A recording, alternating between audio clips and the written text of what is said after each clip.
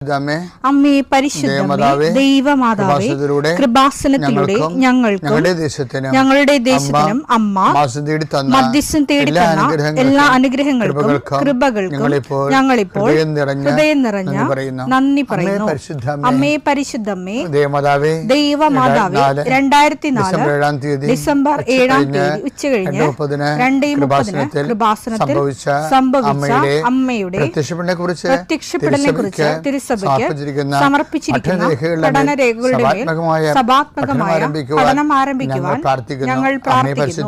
അമ്മേ പരിശുദ്ധമേ, ഭൂസ്വർലോകങ്ങളുടെ രാജ്ഞിയായ അങ്ങേയ്ക്ക് ഭൗമസംരക്ഷണത്തിനായി പ്രപഞ്ചപ്രകൃതിയെ തന്നെ തിരുസഭ പ്രതിഷ്ഠിക്കുവാൻ ഈ പ്രത്യക്ഷീകരണം വഴി ഇടയാക്കണമേ. പരിശുദ്ധമേ, ജപമാല മാതാവേ, സകല കൃപാസനം പ്രാർത്ഥനയോടും ചേർത്ത് ഞങ്ങളിപ്പോൾ പ്രാർത്ഥിക്കുന്ന ഈ കുടുംബത്തിന്റെ പ്രത്യേക നിയോഗം പറ മക്കളെ.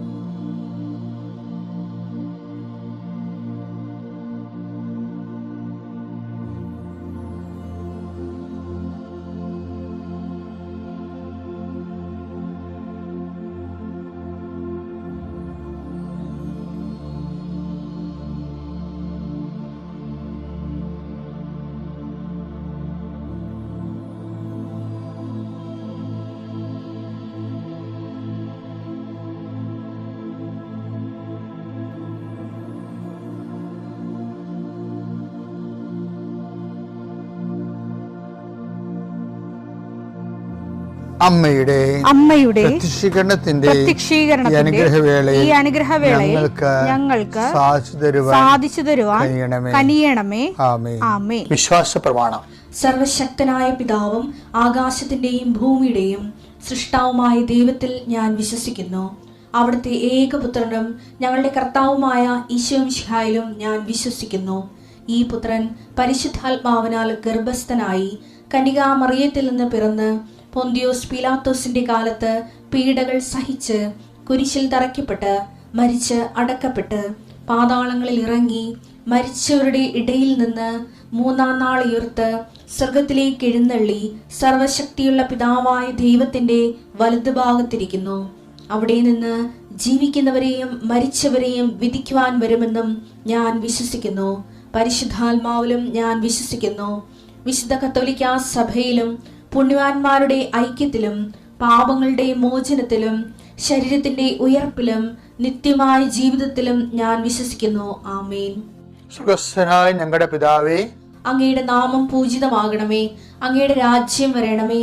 അങ്ങയുടെ തിരുമനസ് സ്വർഗത്തിലെ പോലെ ഭൂമിയിലും ആകണമേ. അന്നു വേണ്ടുന്ന ആഹാരം ഇന്ന് ഞങ്ങൾക്ക് തരണമേ.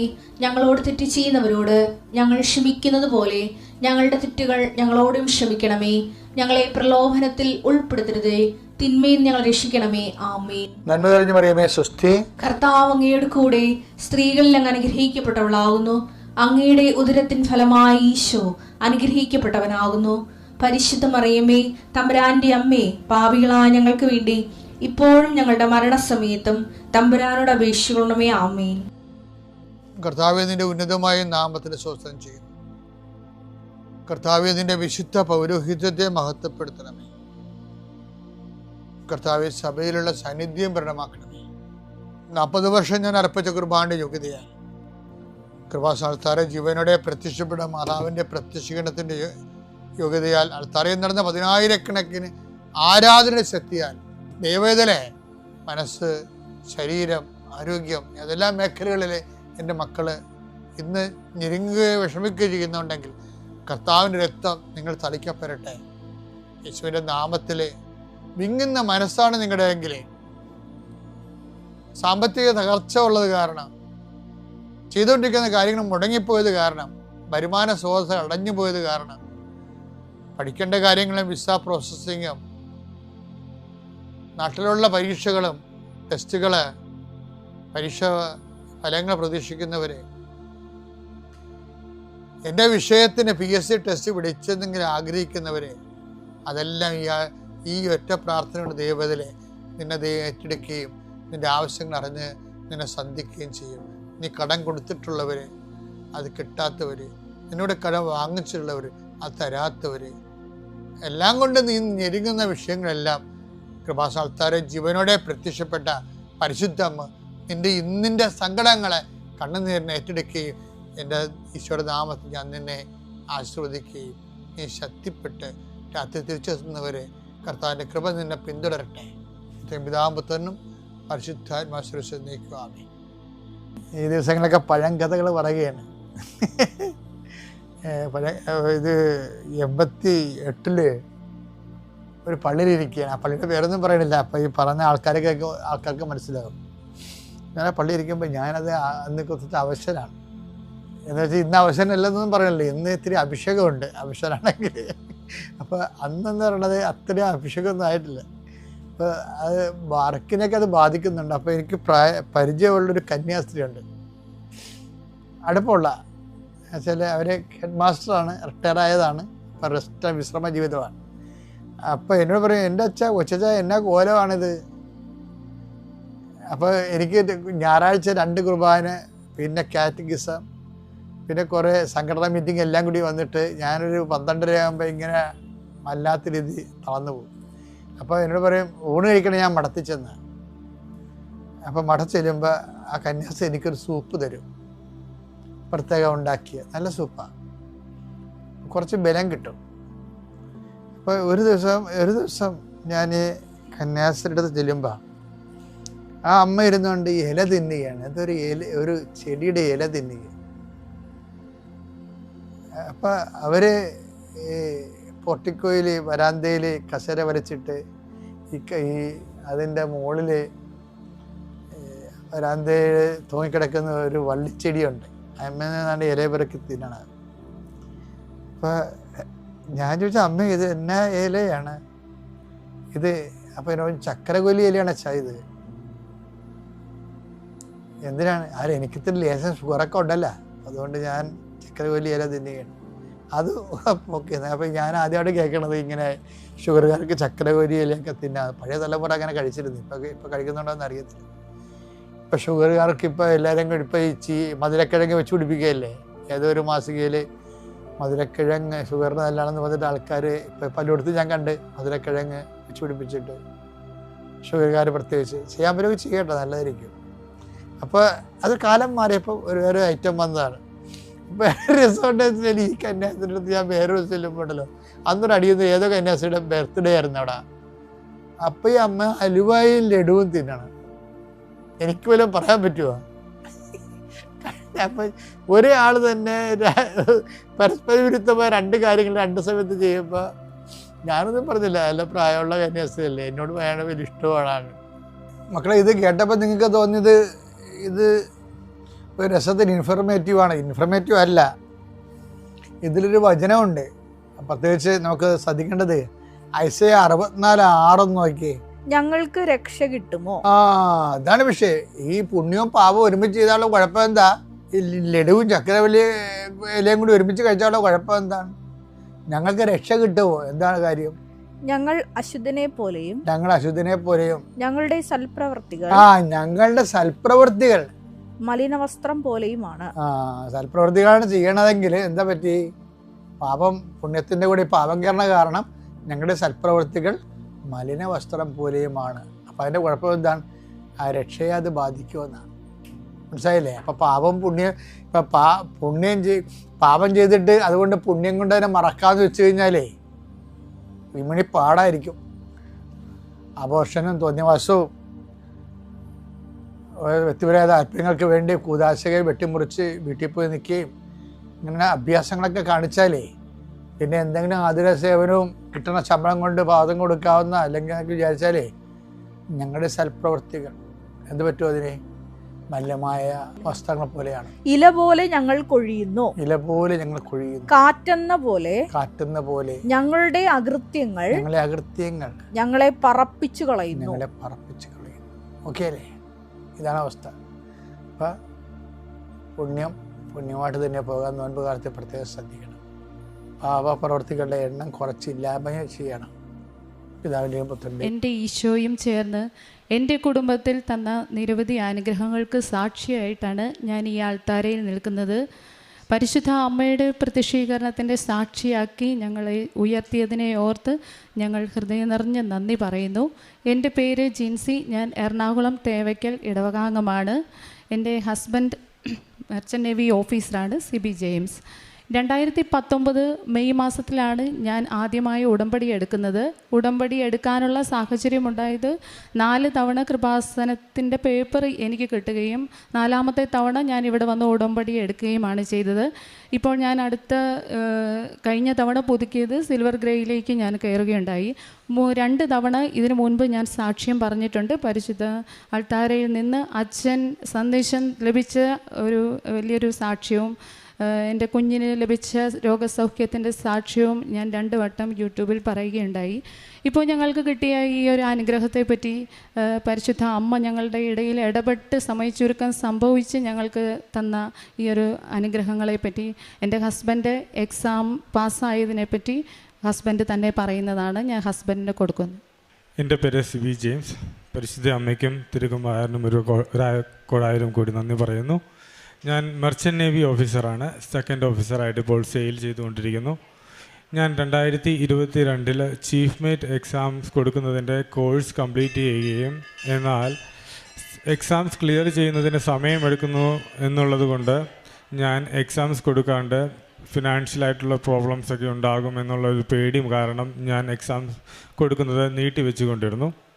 അങ്ങനെ എല്ലാ വെക്കേഷൻസും വരും, എക്സാംസ് കൊടുക്കണമെന്ന ചിന്തയായിട്ട് വരും. പക്ഷേ ഈ ഒരു ഫിനാൻഷ്യൽ പ്രോബ്ലംസിൻ്റെ പേടിയും എക്സാംസിനോട് അപ്പിയർ ചെയ്യാനുള്ള ഒരു ചെറിയ ഭയവും ഉള്ളതുകൊണ്ട് അത് നെക്സ്റ്റ് ടൈം ചെയ്യാമെന്നുള്ള ചിന്താഗതിയിൽ വീണ്ടും സെയിൽ ചെയ്യാൻ പോകും.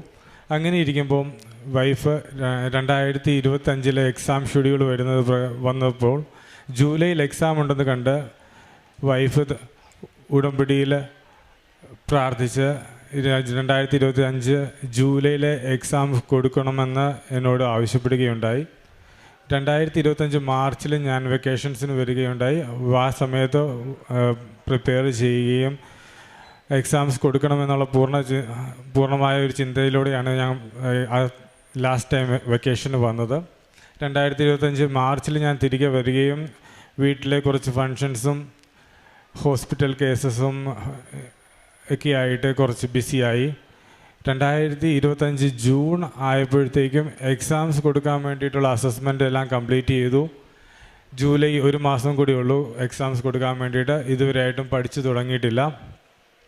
അങ്ങനെ ഇരിക്കുമ്പോഴത്തേക്കും ഞാനും വൈഫും കൂടെ വളരെ ശക്തമായിട്ട് തന്നെ പ്രാർത്ഥിക്കുകയും ഇത്തവണ എന്തായാലും എക്സാംസ് കൊടുക്കണമെന്നുള്ള ചിന്തയിലേക്ക് ഞങ്ങൾ ഉറപ്പിക്കുകയും ചെയ്തു. എക്സാംസിന് വേണ്ടി ബുക്ക് ചെയ്തു. പഠിക്കാൻ വേണ്ടിയിട്ട് ശരിക്കും പറഞ്ഞു കഴിഞ്ഞാൽ ഒരുപാട് വാസ്റ്റായിട്ടുള്ള പോർഷനാണുള്ളത്. നമ്മളൊരു മാസം കൊണ്ടിരുന്ന് കഴിഞ്ഞാലൊന്നും തീരില്ല. അതുകൊണ്ട് ഞങ്ങൾ തീരുമാനിച്ചു വളരെ ഷോർട്ട് ലിസ്റ്റ് ചെയ്യുക, ടോപ്പിക്സ് എല്ലാം ഷോർട്ട് ലിസ്റ്റ് ചെയ്യുക.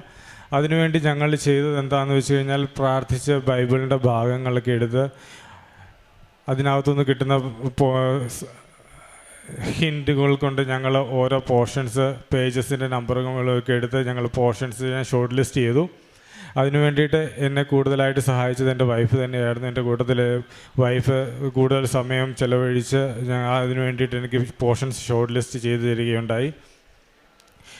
ബാക്കി എല്ലാ സ്റ്റുഡൻസും എങ്ങനെയാണെന്ന് വെച്ച് കഴിഞ്ഞാൽ അവർ ഗ്രൂപ്പായിട്ട് പോയിട്ടിരുന്ന് എവിടെയെങ്കിലും ഒരു സ്ഥലത്ത് പോയിരുന്ന് പഠിക്കുക, കാൻഡിഡേറ്റ്സ് എല്ലാവരും കൂടെ ഒരുമിച്ചിരുന്ന് പഠിക്കുകയാണ് ചെയ്യാറുള്ളത്. പക്ഷേ എൻ്റെ സാഹചര്യത്തിനകത്ത് വീട്ടിൽ നിന്ന് മാറി നിൽക്കാൻ പറ്റാത്തൊരു സാഹചര്യമായതുകൊണ്ട് ഞാൻ വീട്ടിൽ തന്നെ ഇരുന്നാണ് പഠിച്ചിരുന്നത്. അങ്ങനെ 2025 ജൂലൈ ഫസ്റ്റ് വീക്കിൽ തന്നെ എക്സാംസ് ഉണ്ടായിരുന്നു. എക്സാംസിന് പോകുന്നതിന് മുൻപായി വൈഫ് വിശേഷവിധിയായിട്ട് 5 പേപ്പറാണുള്ളത്. അതുകൊണ്ട് 5 ജില്ലകളിൽ പോയി പത്രം വിതരണം ചെയ്യാമെന്ന് നേർന്നു.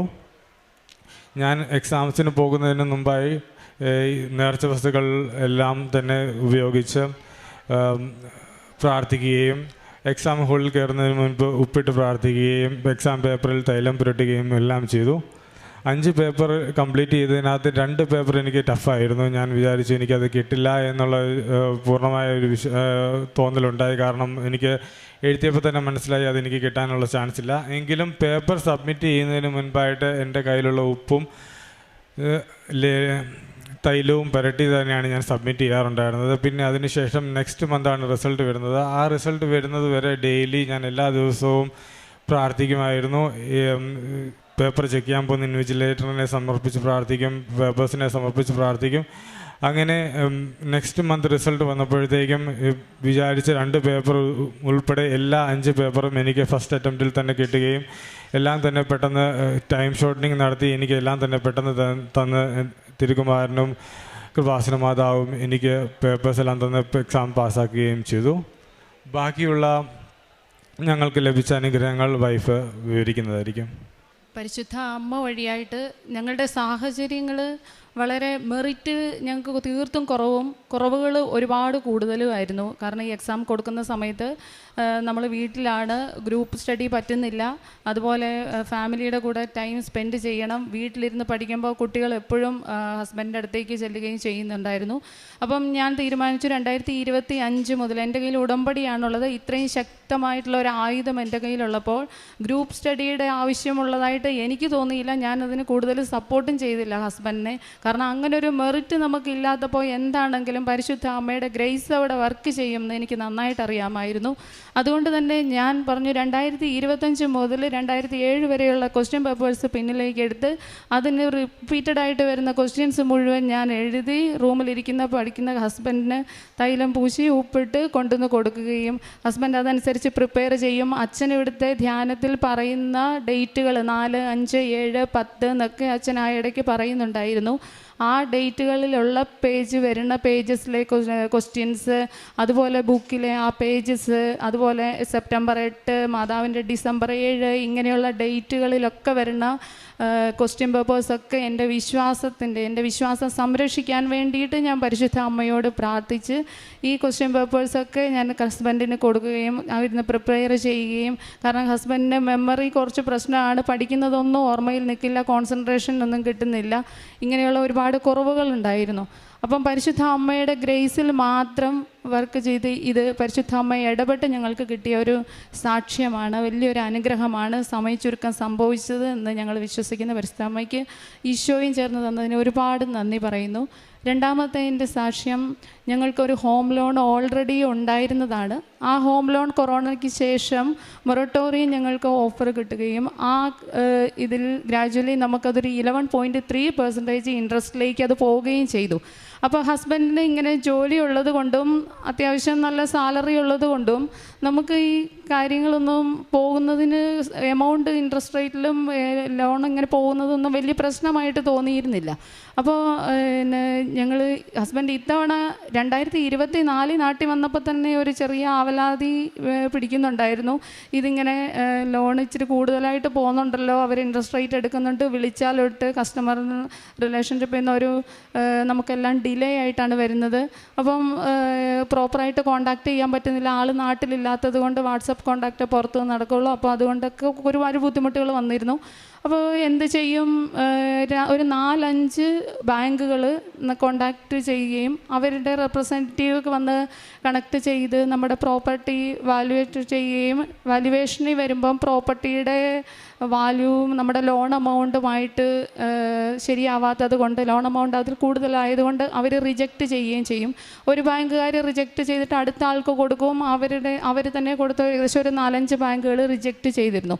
അപ്പോൾ ആ വർഷം കടന്നുപോയി. 2025 നാട്ടിൽ വന്നപ്പോൾ ഏകദേശം 1 വർഷത്തോളം എക്സാമിൻ്റെ കാര്യത്തിന് വേണ്ടിയിട്ട് നമ്മൾ നിൽക്കണമെന്ന് ഉദ്ദേശിച്ചിട്ടാണല്ലോ വരുന്നത്. അപ്പം ഈ ഒരു ഇൻട്രസ്റ്റ് റേറ്റ് കൂടുതൽ പോകുന്നത് ഞങ്ങളെ കുറച്ച് ബാധിക്കും എന്ന് വരുന്നത് കൊണ്ട് ഹസ്ബൻഡ് ഇങ്ങനെ ഇരുന്ന് പറഞ്ഞിരുന്നു, ഇവർ വിളിച്ചാൽ ഫോൺ എടുക്കത്തുമില്ല, എന്ത് ചെയ്യും നമ്മൾ മുന്നോട്ട്, ഇങ്ങനൊരു ആവലാതി ഹസ്ബൻഡ് തന്നെത്താനെ ഇങ്ങനെ പറഞ്ഞുകൊണ്ടിരുന്നപ്പോഴാണ് എനിക്ക് ഇതിൻ്റെ ലോസ് എത്രമാത്രം വരുന്നെന്നും 1 വർഷം എത്രമാത്രം എമൗണ്ട് നമുക്ക് നഷ്ടം വരുന്നെന്നും ഇതിലേക്ക് കുറഞ്ഞു കഴിഞ്ഞാൽ എത്ര ലാഭം വരുന്നെന്നും ഒക്കെയുള്ള കാര്യം മനസ്സിലാവാൻ തുടങ്ങി. അപ്പം തന്നെ ഞാൻ ഗേറ്റിന് പുറത്തിറങ്ങിപ്പോയിട്ട് പരിശുദ്ധ അമ്മയുടെ നേർച്ച വസ്തുക്കളുടെ ഉപ്പ് എടുത്ത് നമ്മുടെ വീട്ടിലേക്ക് വിശ്വാസ പ്രമാണം ചൊല്ലി ഞാൻ പ്രാർത്ഥിച്ചിട്ട് തിരിച്ചു വന്നപ്പോൾ തന്നെ എനിക്ക് എൻ്റെ മനസ്സിലൊരു ബാങ്കിൻ്റെ നമ്പർ ഉണ്ടായിരുന്നു. കാരണം അവരെ തന്നെ വിളിക്കണം എന്നുള്ളത്. കാരണം ഇതിന് മുന്നേ അവരും ഒരു തവണ വന്ന് പോയതാണ്, പക്ഷേ റിജക്റ്റ് ആക്കി. അതിൻ്റെ കാരണം അവർ പ്രോപ്പറായിട്ട് പറഞ്ഞിരുന്നുമില്ല. അത് ഏകദേശം മൊറട്ടോറിയം എടുത്തിട്ടുള്ള ഗ്യാപ്പ് ചൊവ്വിന് ആയിട്ടില്ല. അത് നിങ്ങൾ എടുത്തതിന് ശേഷമുള്ളൊരു ഗ്യാപ്പ് ഏകദേശം ഇത്രയും വർഷം കഴിഞ്ഞാൽ മാത്രം തരാമെന്നുള്ളൊരു രീതിയിലാണ് സംസാരിച്ചിരുന്നത്. അപ്പം ഈ ബാങ്കിലേക്ക് ഞാൻ പെട്ടെന്ന് തന്നെ എടുത്ത് വിളിക്കുകയും ഒരു പുതിയ മാനേജറാണ് അവിടെ ഉണ്ടായിരുന്നത്. ആ പഴയ മാനേജർ ഉണ്ടായിരുന്നില്ല, പുതിയ മാനേജർ ഉണ്ടായിരുന്നത്. ഞാൻ സംസാരിച്ച ഉടനെ തന്നെ എൻ്റെ അടുത്ത് നമുക്ക് ചെയ്യാമല്ലോ എന്ന് പറഞ്ഞു. ഞാൻ തിരിച്ചു വന്നു. ഹസ്ബൻഡ് പഠിക്കുകയാണ് മുകളിലിരുന്ന്. ഞാൻ ഹസ്ബൻഡിന് കൊടുത്തു. അപ്പോൾ ഡീറ്റെയിൽ ആയിട്ട് അറിയാവുള്ളൂ ഹസ്ബൻഡ്. അപ്പോൾ ഹസ്ബൻഡ് പറഞ്ഞു ഇങ്ങനെയൊക്കെയുള്ളൊരവസ്ഥ കൂടെ കടന്നുപോയി. പ്രോസസ്സിംഗ് ഒക്കെ സ്റ്റാർട്ട് ചെയ്യും, പക്ഷേ കുറച്ച് കഴിയുമ്പോഴത്തേനും ഈ സംഭവങ്ങളൊക്കെ ഇങ്ങനെയൊക്കെയാണ് വരാറ് എന്ന് പറഞ്ഞപ്പോൾ പറഞ്ഞു സാരമില്ല, നമുക്കത് ചെയ്യാൻ പറ്റുന്ന കാര്യമാണ്, നിങ്ങൾ ഡീറ്റെയിൽസൊക്കെ ആയിട്ട് വരാൻ പറഞ്ഞു. പിറ്റേ ദിവസം തന്നെ ഞങ്ങൾ നേർച്ച വസ്തുക്കൾ, മാതാവിൻ്റെ കാശുരൂപം, അച്ഛൻ്റെ ധ്യാനമൊക്കെ കേട്ടോണ്ട് തന്നെ അവിടെ പോയി അവരോട് സംസാരിച്ച് പിറ്റേ ഒരു ജൂലൈ 3 ആയപ്പോഴത്തേനും ഞങ്ങൾ ബാക്കി എല്ലാ ഡോക്യുമെൻറ്റ്സും കൊടുത്ത് സ്റ്റാർട്ട് ചെയ്തു. ഏകദേശം ഓഗസ്റ്റ് എൻഡ് ആയപ്പോഴത്തേനും ലോൺ നമുക്ക് ടേക്ക് ഓവർ ചെയ്യാനുള്ള സിറ്റുവേഷൻ, എല്ലാ കാര്യങ്ങളും പ്രോസസ്സിങ് കഴിഞ്ഞു. അപ്പോൾ ഞങ്ങൾ ഓഗസ്റ്റിൽ നമുക്ക് റിസൾട്ട് വന്നതിന് ശേഷം റിസൾട്ടിന് പരിശുദ്ധ അമ്മയോട് കാണാൻ വേണ്ടിയിട്ട് നന്ദി പറയാൻ ഇവിടെ വന്നിരുന്നു. ആ സമയത്ത് തന്നെ എനിക്ക് അവിടെ നിന്ന് ഞാൻ പ്രാർത്ഥനയെല്ലാം കഴിഞ്ഞ് വന്നപ്പോൾ ഹസ്ബൻഡ് പറഞ്ഞു ഒരു കോള് വന്നു. കാരണം ഇത് സ്കെച്ച് കൊടുത്തതിനകത്ത് കുറച്ച് പ്രോപ്പർട്ടിയുടെ കാണിക്കുന്നില്ല, സ്ക്വയർ ഫീറ്റ് കുറവാണ് കാണിക്കുന്നത്. അപ്പോൾ ഇച്ചിരി എമൗണ്ട് കൂടുതൽ കൊടുക്കേണ്ടി വരും എന്ന് പറഞ്ഞു. അപ്പം ബാക്കിയെല്ലാം ശരിയാണ്, ഒരു കുഴപ്പമില്ല, ഇച്ചിരി ഒരു എമൗണ്ടും കൂടെ കൂടുതൽ കൊടുക്കണം. അതപ്പോൾ നമുക്ക് സംബന്ധിച്ചൊരു കൂടുതൽ എമൗണ്ടും ആയിരുന്നു. അപ്പോൾ ഞാൻ അവിടെ ഒരു അമ്മച്ചി എൻ്റെ അടുത്ത് അവിടെ നിൽക്കുന്ന ഒരു സാരി എടുത്ത ഒരു അമ്മച്ചിയായിരുന്നു. ആ അമ്മച്ചി ഞങ്ങൾ തമ്മിൽ ടോക്ക് കേട്ടിട്ടാണോ എന്നറിയില്ല, അവിടെ അങ്ങോട്ട് എൻ്റെ അടുത്തേക്ക് വന്നു. ഒരു പ്രായം ചെന്ന ഒരു അമ്മച്ചിയാണ്. പക്ഷേ അമ്മച്ചിയുടെ ആ പ്രായത്തിനേക്കാട്ടിലും നല്ല അറിവുള്ള ഒരു സംസാരം പോലെയാണ് സംസാരിക്കുന്നത്. അപ്പോൾ അമ്മച്ചി എൻ്റെ അടുത്ത് വന്നിട്ട് ഇങ്ങനെ പറഞ്ഞു ഹസ്ബൻഡ് എവിടെയാണ് വർക്ക് ചെയ്യുന്നതെന്ന് ചോദിച്ചു. ഞാൻ ഹസ്ബൻഡ് വർക്ക് ചെയ്യുന്നത് പറഞ്ഞു. നാട്ടിൽ വന്നിരിക്കുന്നതാണോ എന്ന് ചോദിച്ചു. ആ നാട്ടിൽ വന്നതാണ്. അപ്പോൾ ഞാൻ ഇങ്ങനെ സാക്ഷ്യങ്ങളിൽ കേട്ടിട്ടുണ്ട്, പരിശുദ്ധ അമ്മ ഏത് രൂപത്തിലും നമ്മുടെ ഇടയ്ക്ക് വരും എന്നുള്ള ഒരുപാട് സാക്ഷ്യങ്ങൾ കേട്ടിട്ടുള്ളതുകൊണ്ട് ഞാൻ ഈ പേഴ്സണൽ ടോക്ക് ഇങ്ങനെയൊരു വിളി വന്നു, ഇങ്ങനെയൊരു സംഭവം ഞങ്ങൾ ചെയ്യുന്നു, അതിൻ്റെ ഒരു വിഷമത്തിൽ ഞങ്ങൾ നിൽക്കാതെ ഞാൻ തിരിച്ചു പറഞ്ഞു. അപ്പോൾ ആ അമ്മച്ചി എൻ്റെ അടുത്ത് പറഞ്ഞു മോളെ ആ മാനേജറിനുമായിട്ട് നല്ല രീതിയിലൊന്ന് സംസാരിച്ച് നോക്ക്, നല്ല ഇടപെടലുകൾ നടത്തി നോക്ക്, കുറച്ച് പൈസ എന്താണെങ്കിലും കൊടുക്കേണ്ടി വരും, ഒരു ഹാഫ് എമൗണ്ടോളം കൊടുക്കേണ്ടി വരും, അങ്ങനെ ഒരു സംസാരിച്ച് അതിലൊന്ന് തീർപ്പിച്ച് നോക്കുക എന്ന് പറഞ്ഞു. അപ്പം ഞാൻ ഹസ്ബൻഡിനോട് പറഞ്ഞു ഇങ്ങനെയൊന്ന് ആ അമ്മച്ചിയോട് സംസാരിച്ചപ്പോൾ ഇതുപോലെ പറഞ്ഞു, ഒന്ന് പറഞ്ഞു നോക്ക്, സംസാരിക്ക്. എന്നിട്ട് ഹസ്ബൻഡ് പോയി പുറത്തേക്ക് പോകുന്നത് കണ്ടു. അപ്പം ഞാൻ അത് കഴിഞ്ഞ് അമ്മച്ചി ശരി എന്ന് പറഞ്ഞ് ഇവിടെ തന്നെ നിൽക്കുന്നത് കണ്ടു. അത് കഴിഞ്ഞ് ഞാൻ അമ്മച്ചിയെ പിന്നെയും കണ്ടു കേട്ടോ. കുറച്ച് നേരം അമ്മച്ചി ഇവിടെ തന്നെ ഉണ്ടായിരുന്നു. അപ്പോൾ ആ ഹസ്ബൻഡ് തിരിച്ചു വന്നിട്ട് പറഞ്ഞു എമൗണ്ട് കുറച്ച് തന്നിട്ടുണ്ട് അവർ, ഞങ്ങൾക്കൊരു താങ്ങാവുന്ന എമൗണ്ട് ആയിരുന്നു, ഞങ്ങളത് വേഗം തന്നെ സിസ്റ്ററിനോട് ചോദിച്ച് അറേഞ്ച് ചെയ്യുകയും കൊടുക്കാൻ പറ്റുകയും ചെയ്തു. അപ്പം ഞാൻ അമ്മച്ചിയോട് പറയുകയും ചെയ്തു ഇങ്ങനെ അറേഞ്ച് ചെയ്യാൻ പറ്റി. അപ്പം ഉടനെ തന്നെ അമ്മച്ചി എന്നോട് പറഞ്ഞു ഞാൻ പറഞ്ഞില്ലേ ഇത്ര എമൗണ്ട് കൊടുക്കേണ്ടി വരും എന്നുള്ളതെന്ന് പറഞ്ഞു. അപ്പോൾ അത്രയും പ്രായത്തിനെ കവിഞ്ഞൊരു അറിവുള്ള ഒരു അമ്മച്ചിയായിരുന്നു. പെട്ടെന്ന് തന്നെ എടുത്ത് സംസാരിക്കാനൊക്കെ ഉള്ളൊരു കഴിവുണ്ടായിരുന്നു. ഒന്നും ആലോചിച്ച് പോലും നിൽക്കുന്നുണ്ടായിരുന്നില്ല അമ്മച്ചി. അത് കഴിഞ്ഞ് ഞങ്ങൾക്ക് പരിശുദ്ധ അമ്മ തന്ന ഒരു വലിയൊരു അനുഗ്രഹമായിരുന്നു. അവിടുത്തെ പ്രോസസ്സിങ് കാര്യങ്ങളെല്ലാം നടന്നു. നമുക്ക് മാതാവിൻ്റെ സെപ്റ്റംബർ 8 എന്ന് പറഞ്ഞൊരു ദിവസത്തിന് ആ ഒരു സമയത്ത് തന്നെ ഫോർക്ലോഷർ ലെറ്റർ കിട്ടി. കാരണം ആ ബാങ്കിൽ നിന്ന് അവർക്ക് നമ്മൾക്ക് ടേക്ക് ഓവർ ചെയ്ത് മറ്റു ബാങ്കിലേക്ക് പോകുന്നതിന് കുറച്ച് ഡിലേ ആക്കി അവർ അത് കിട്ടാൻ വേണ്ടിയിട്ട്. എന്നാലും ഞങ്ങൾ നിരന്തരമായി മാതാവിൻ്റെ ആ ഒരു ഡേറ്റിന് സമയത്ത് തന്നെ പ്രാർത്ഥിച്ചുകൊണ്ടിരുന്നു. അങ്ങനെ ഞങ്ങൾക്ക് കിട്ടുകയും നമുക്ക് 11.3 7.5 എന്ന് പറഞ്ഞ ഇൻട്രസ്റ്റ് റേറ്റിലേക്ക് നാഷണൽ ബാങ്കിലേക്ക് തന്നെ നമുക്ക് ലോൺ ടേക്ക് ഓവർ ചെയ്ത് എടുക്കാൻ പറ്റി. അത് പരിശുദ്ധ അമ്മയുടെ പ്രത്യേക ഒരു ഇടപെടലുകൾ മൂലമാണ്. കാരണം ആ മാനേജർ മാറി വന്നു, വാല്യുവേഷൻ വന്നപ്പം വാല്യുവേറ്റർ വന്ന് റേറ്റ് ഇട്ടപ്പോഴത്തേനും ഞങ്ങൾക്ക് റേറ്റ് പക്കയായിരുന്നു, ഒരു കുഴപ്പമില്ല. അത് നേരത്തെ വന്ന് ഓൾറെഡി ഈ റേറ്റ് ഇട്ടുകൊണ്ട് പോയ അതേ വാല്യുവേറ്റർ തന്നെയാണ് ആദ്യം രാവിലെ കോള് വിളിച്ചപ്പോൾ ഞങ്ങൾ നമ്പർ സേവ് ചെയ്തിട്ടുണ്ടായി. ആ ആൾ തന്നെയാണ് വന്നതും. വന്ന് ആൾ പുറത്ത് നിന്നതേ ഉള്ളൂ, മഴയുണ്ടായിരുന്നത് കൊണ്ട് പുറത്ത് പുറത്ത് നിന്ന് കോട്ടൊക്കെ ഇട്ടിട്ട് എന്നിട്ട് ഞങ്ങളുടെ അടുത്ത് ഫോൺ തന്നിട്ട് പോയി റൂമിലേക്ക് ഫോട്ടോ എടുത്തുകൊണ്ട് വരാൻ ഹസ്ബൻഡിനോട് പറഞ്ഞു. ഹസ്ബൻഡ് ഫോട്ടോ എടുക്കാൻ വേണ്ടി കൊണ്ടുപോയി. ആ സമയത്തൊക്കെ ഞങ്ങൾ തൈലവും ഉപ്പും ഒക്കെ ഉപയോഗിച്ചിരുന്നു വീട്ടിൽ. നേർച്ച വസ്തുക്കളുടെ ഉപയോഗം മൂലം പരിശുദ്ധാത്മാവിൻ്റെ വിവേകം മൂലം ഞങ്ങൾ ചിന്തിപ്പിച്ച് എല്ലാ കാര്യങ്ങളും മുന്നോട്ട് കൊണ്ടുപോയതിനെ ഓർത്ത് നന്ദി പറയുന്നു. മൂന്നാമത്തെ എൻ്റെ സാക്ഷ്യമാണ്. എൻ്റെ പപ്പ ഇവിടെ വന്നിട്ടുണ്ട്. പപ്പയുടെ ഡിസംബർ 22-ാം തീയതിയൊക്കെ ഇപ്പോൾ പപ്പയ്ക്ക് നല്ല മോഷൻ പോകുന്ന കൂടെ ബ്ലീഡിങ് ഉണ്ടായിരുന്നു. ആ ബ്ലീഡിങ് വയറുവേദന അധികം ഇല്ല, പക്ഷേ പപ്പയ്ക്ക് ബ്ലീഡിങ് നന്നായിട്ട് പോവുകയാണ്. പമ്പ് ചീറ്റണത് പോലെ അങ്ങനെ അങ്ങ് പമ്പിൽ നിന്ന് വരുന്നത് പോലെ പൊക്കോണ്ടിരിക്കുക പോകുമ്പോഴൊക്കെ. അപ്പോൾ 2 ദിവസമായി. 2 ദിവസമായിട്ടും ഇവർ ഞങ്ങളെയൊന്നും അറിയിച്ചില്ല. കൂടുതലും മക്കളെ അധികം ബുദ്ധിമുട്ടിക്കാതെ സ്വന്തം കാര്യങ്ങൾ ചെയ്തുകൊണ്ട് മാക്സിമം പോകുന്ന പേരൻസാണ്. അതുകൊണ്ട് തന്നെ ഞങ്ങളൊന്നും അറിയില്ല. 2ാമത്തെ ദിവസം കഴിഞ്ഞിട്ട് വീട്ടിൽ നിന്ന് ഓട്ടോയിൽ പോകാനായപ്പോഴത്തേനാണ് മമ്മി എൻ്റെ അടുത്ത് വിളിച്ച് പറഞ്ഞത് ഹോസ്പിറ്റലിൽ പോകുവാണ്, ഇങ്ങനെ ഒരു സംഭവം ഉണ്ടായിരുന്നു എന്ന് പറഞ്ഞത്. അപ്പോൾ ക്രിസ്മസ് ആണ് 2 ദിവസം കൂടെ കഴിഞ്ഞാൽ. അപ്പോൾ ഡോക്ടർ ചെന്നിട്ട് നോക്കിയപ്പോൾ തന്നെ നല്ല ബ്ലഡ് വരുന്നുണ്ട്. അപ്പോൾ ഡോക്ടർ പറഞ്ഞു ഇപ്പോൾ ഒന്നും നമുക്ക് ചെയ്യാൻ മരുന്ന് എന്തായാലും ബ്ലീഡിങ് കുറയാനുള്ള മെഡിസിൻസ് കൊടുത്തു. ആ മെഡിസിൻസ് കൊടുത്തു കഴിഞ്ഞതിന് ശേഷം വീട്ടിൽ വന്നു, കുഴപ്പമൊന്നുമില്ല. പപ്പ ചെറിയതായ രീതിയിലുള്ള ഭക്ഷണം കഴിക്കേണ്ട കാര്യങ്ങളൊക്കെ അവർ പറഞ്ഞു, അതനുസരിച്ച് കഴിച്ചുകൊണ്ട് പോന്നു. 25-ാം തീയതി ഞങ്ങൾ ക്രിസ്മസിന് വീട്ടിൽ ചെന്നു കഴിഞ്ഞിട്ട് നമ്മൾ 26-ാം തീയതി എന്താണെങ്കിലും സ്കാനിങ്ങിന് പപ്പയോട് സ്കാൻ പറഞ്ഞിട്ടുണ്ടായിരുന്നു, ഡോക്ടർ കാണാൻ പോവാമെന്ന് പറഞ്ഞു. അപ്പം HP നോക്കിക്കൊണ്ടിരിക്കണം. HP ആദ്യം പോയപ്പോൾ 11.2 ആയിരുന്നു. അത് കഴിഞ്ഞിട്ട് പിന്നെ 10-ലേക്കായി. അത് കഴിഞ്ഞ് ഞങ്ങൾ സ്കാനിങ്ങിൽ പോയി CT സ്കാൻ ചെയ്തു. അതിനകത്തൊരു കുഴപ്പവും കാണിച്ചിട്ടുണ്ടായില്ല. അപ്പോൾ തിരിച്ചു വന്ന് എൻഡോസ്കോപ്പി ചെയ്യണം ഡോക്ടർ പറഞ്ഞു. അപ്പം HB നോക്കിക്കൊണ്ടിരിക്കണം എന്ന് പറഞ്ഞു. 2-3 ദിവസം കഴിഞ്ഞിട്ട് വീണ്ടും ഇവർ സ്കാനിങ്ങിന് ഡോക്ടറെ റിസൾട്ടുമായിട്ട് കാണിക്കാൻ പോയ സമയത്ത് HB ചെക്ക് ചെയ്തപ്പം HB 7-ലേക്കായി. അപ്പോൾ ഡോക്ടർ പറഞ്ഞു ഇൻറ്റേർണൽ ബ്ലീഡിങ് നടക്കുന്നുണ്ടാവും, അതുകൊണ്ടാണ്. അപ്പോൾ ഒന്ന് തന്നെ അഡ്മിറ്റ് ആയിക്കോളാൻ പറഞ്ഞു. അപ്പം വീട്ടിൽ അമ്മയുണ്ട്, ഒരു 90 വയസ്സുള്ളത്. അത് കാരണം കൊണ്ട് ഞങ്ങൾക്ക് പപ്പയും മമ്മിയും ഒരു മാനസികാവസ്ഥയിലായിരുന്നില്ല. കാരണം പപ്പ അത്യാവശ്യം നന്നായിട്ട് അധ്വാനിക്കുന്ന ആളാണ്. ആൾക്ക് ഒരിടത്ത് പോയി അങ്ങനെ കിടക്കാനുള്ള ബുദ്ധിമുട്ടുകളുണ്ട്. അപ്പം വീട്ടിൽ നിന്ന് അങ്ങനെ മാറി നിൽക്കാറൊന്നുമില്ല. ഹോസ്പിറ്റൽ കേസിൽ നിന്ന് വരുമ്പോൾ തന്നെ വല്ലാത്ത ഒരു ബുദ്ധിമുട്ടാണ്, ശീലവും ഇല്ല. അപ്പം പപ്പയെ തിരിച്ച് വീട്ടിലേക്ക് വന്നിട്ട് ഞങ്ങൾ നാളെ വരാമെന്ന് പറഞ്ഞു വന്നു. വീട്ടിൽ വന്ന് പപ്പ മമ്മി പൂർണ്ണമായിട്ടും പിറ്റേ ദിവസം പോകുന്നതിന് മുമ്പും എല്ലാം തൈലം പപ്പയുടെ വയറിലും നെറ്റിയിലും എല്ലാം പൂശി പിറ്റേ ദിവസം അഡ്മിറ്റ് ആകാമെന്നുള്ള തീരുമാനത്തിലെല്ലാം പാക്ക് ചെയ്ത് ഇവർ പോയി. അവിടെ ചെന്ന് HB നോക്കിയപ്പം 7 ആയിരുന്ന HB 10-ലേക്കായി.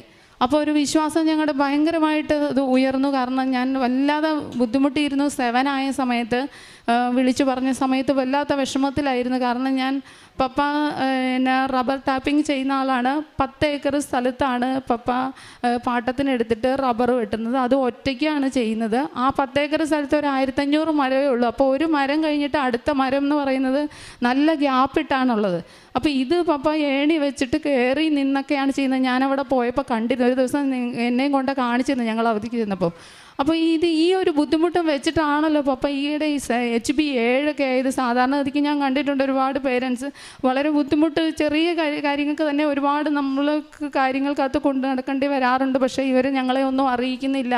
കാര്യങ്ങളൊക്കെ സ്വയം ചെയ്തു പോകുന്നുണ്ട്. നമുക്കൊരു ബുദ്ധിമുട്ടുമില്ല, മക്കൾ ബുദ്ധിമുട്ടുണ്ടാകുന്നു കരുതി. അപ്പോൾ അതുകൊണ്ട് എനിക്ക് ആ 7 ആണെന്ന് അറിഞ്ഞപ്പം ഭയങ്കര ബുദ്ധിമുട്ടായിരുന്നു. വിഷമത്തോടെ ഞാൻ കൊന്ത ചൊല്ലി പ്രാർത്ഥിക്കുകയൊക്കെ ചെയ്തു. പിറ്റേ ദിവസം 10 ആയി എന്ന് അറിഞ്ഞപ്പോഴത്തേനും വല്ലാത്ത സന്തോഷമായി. മാതാവ് ഇതിനകത്ത് എന്താണെങ്കിലും ഇടപെട്ടു എന്ന് എനിക്കറിയായിരുന്നു.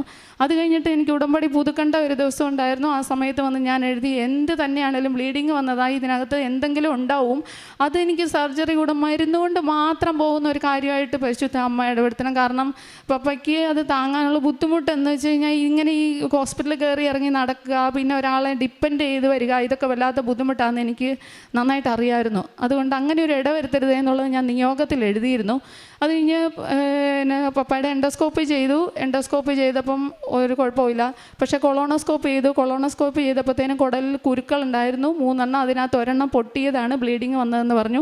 അത് അന്നേരം തന്നെ അതെടുത്തു ബയോപ്സിക്ക് വിട്ടു. ബയോപ്സി കഴിഞ്ഞു. 7 ദിവസത്തെ കഴിഞ്ഞിട്ട് റിസൾട്ട് വരുമെന്ന് പറഞ്ഞു.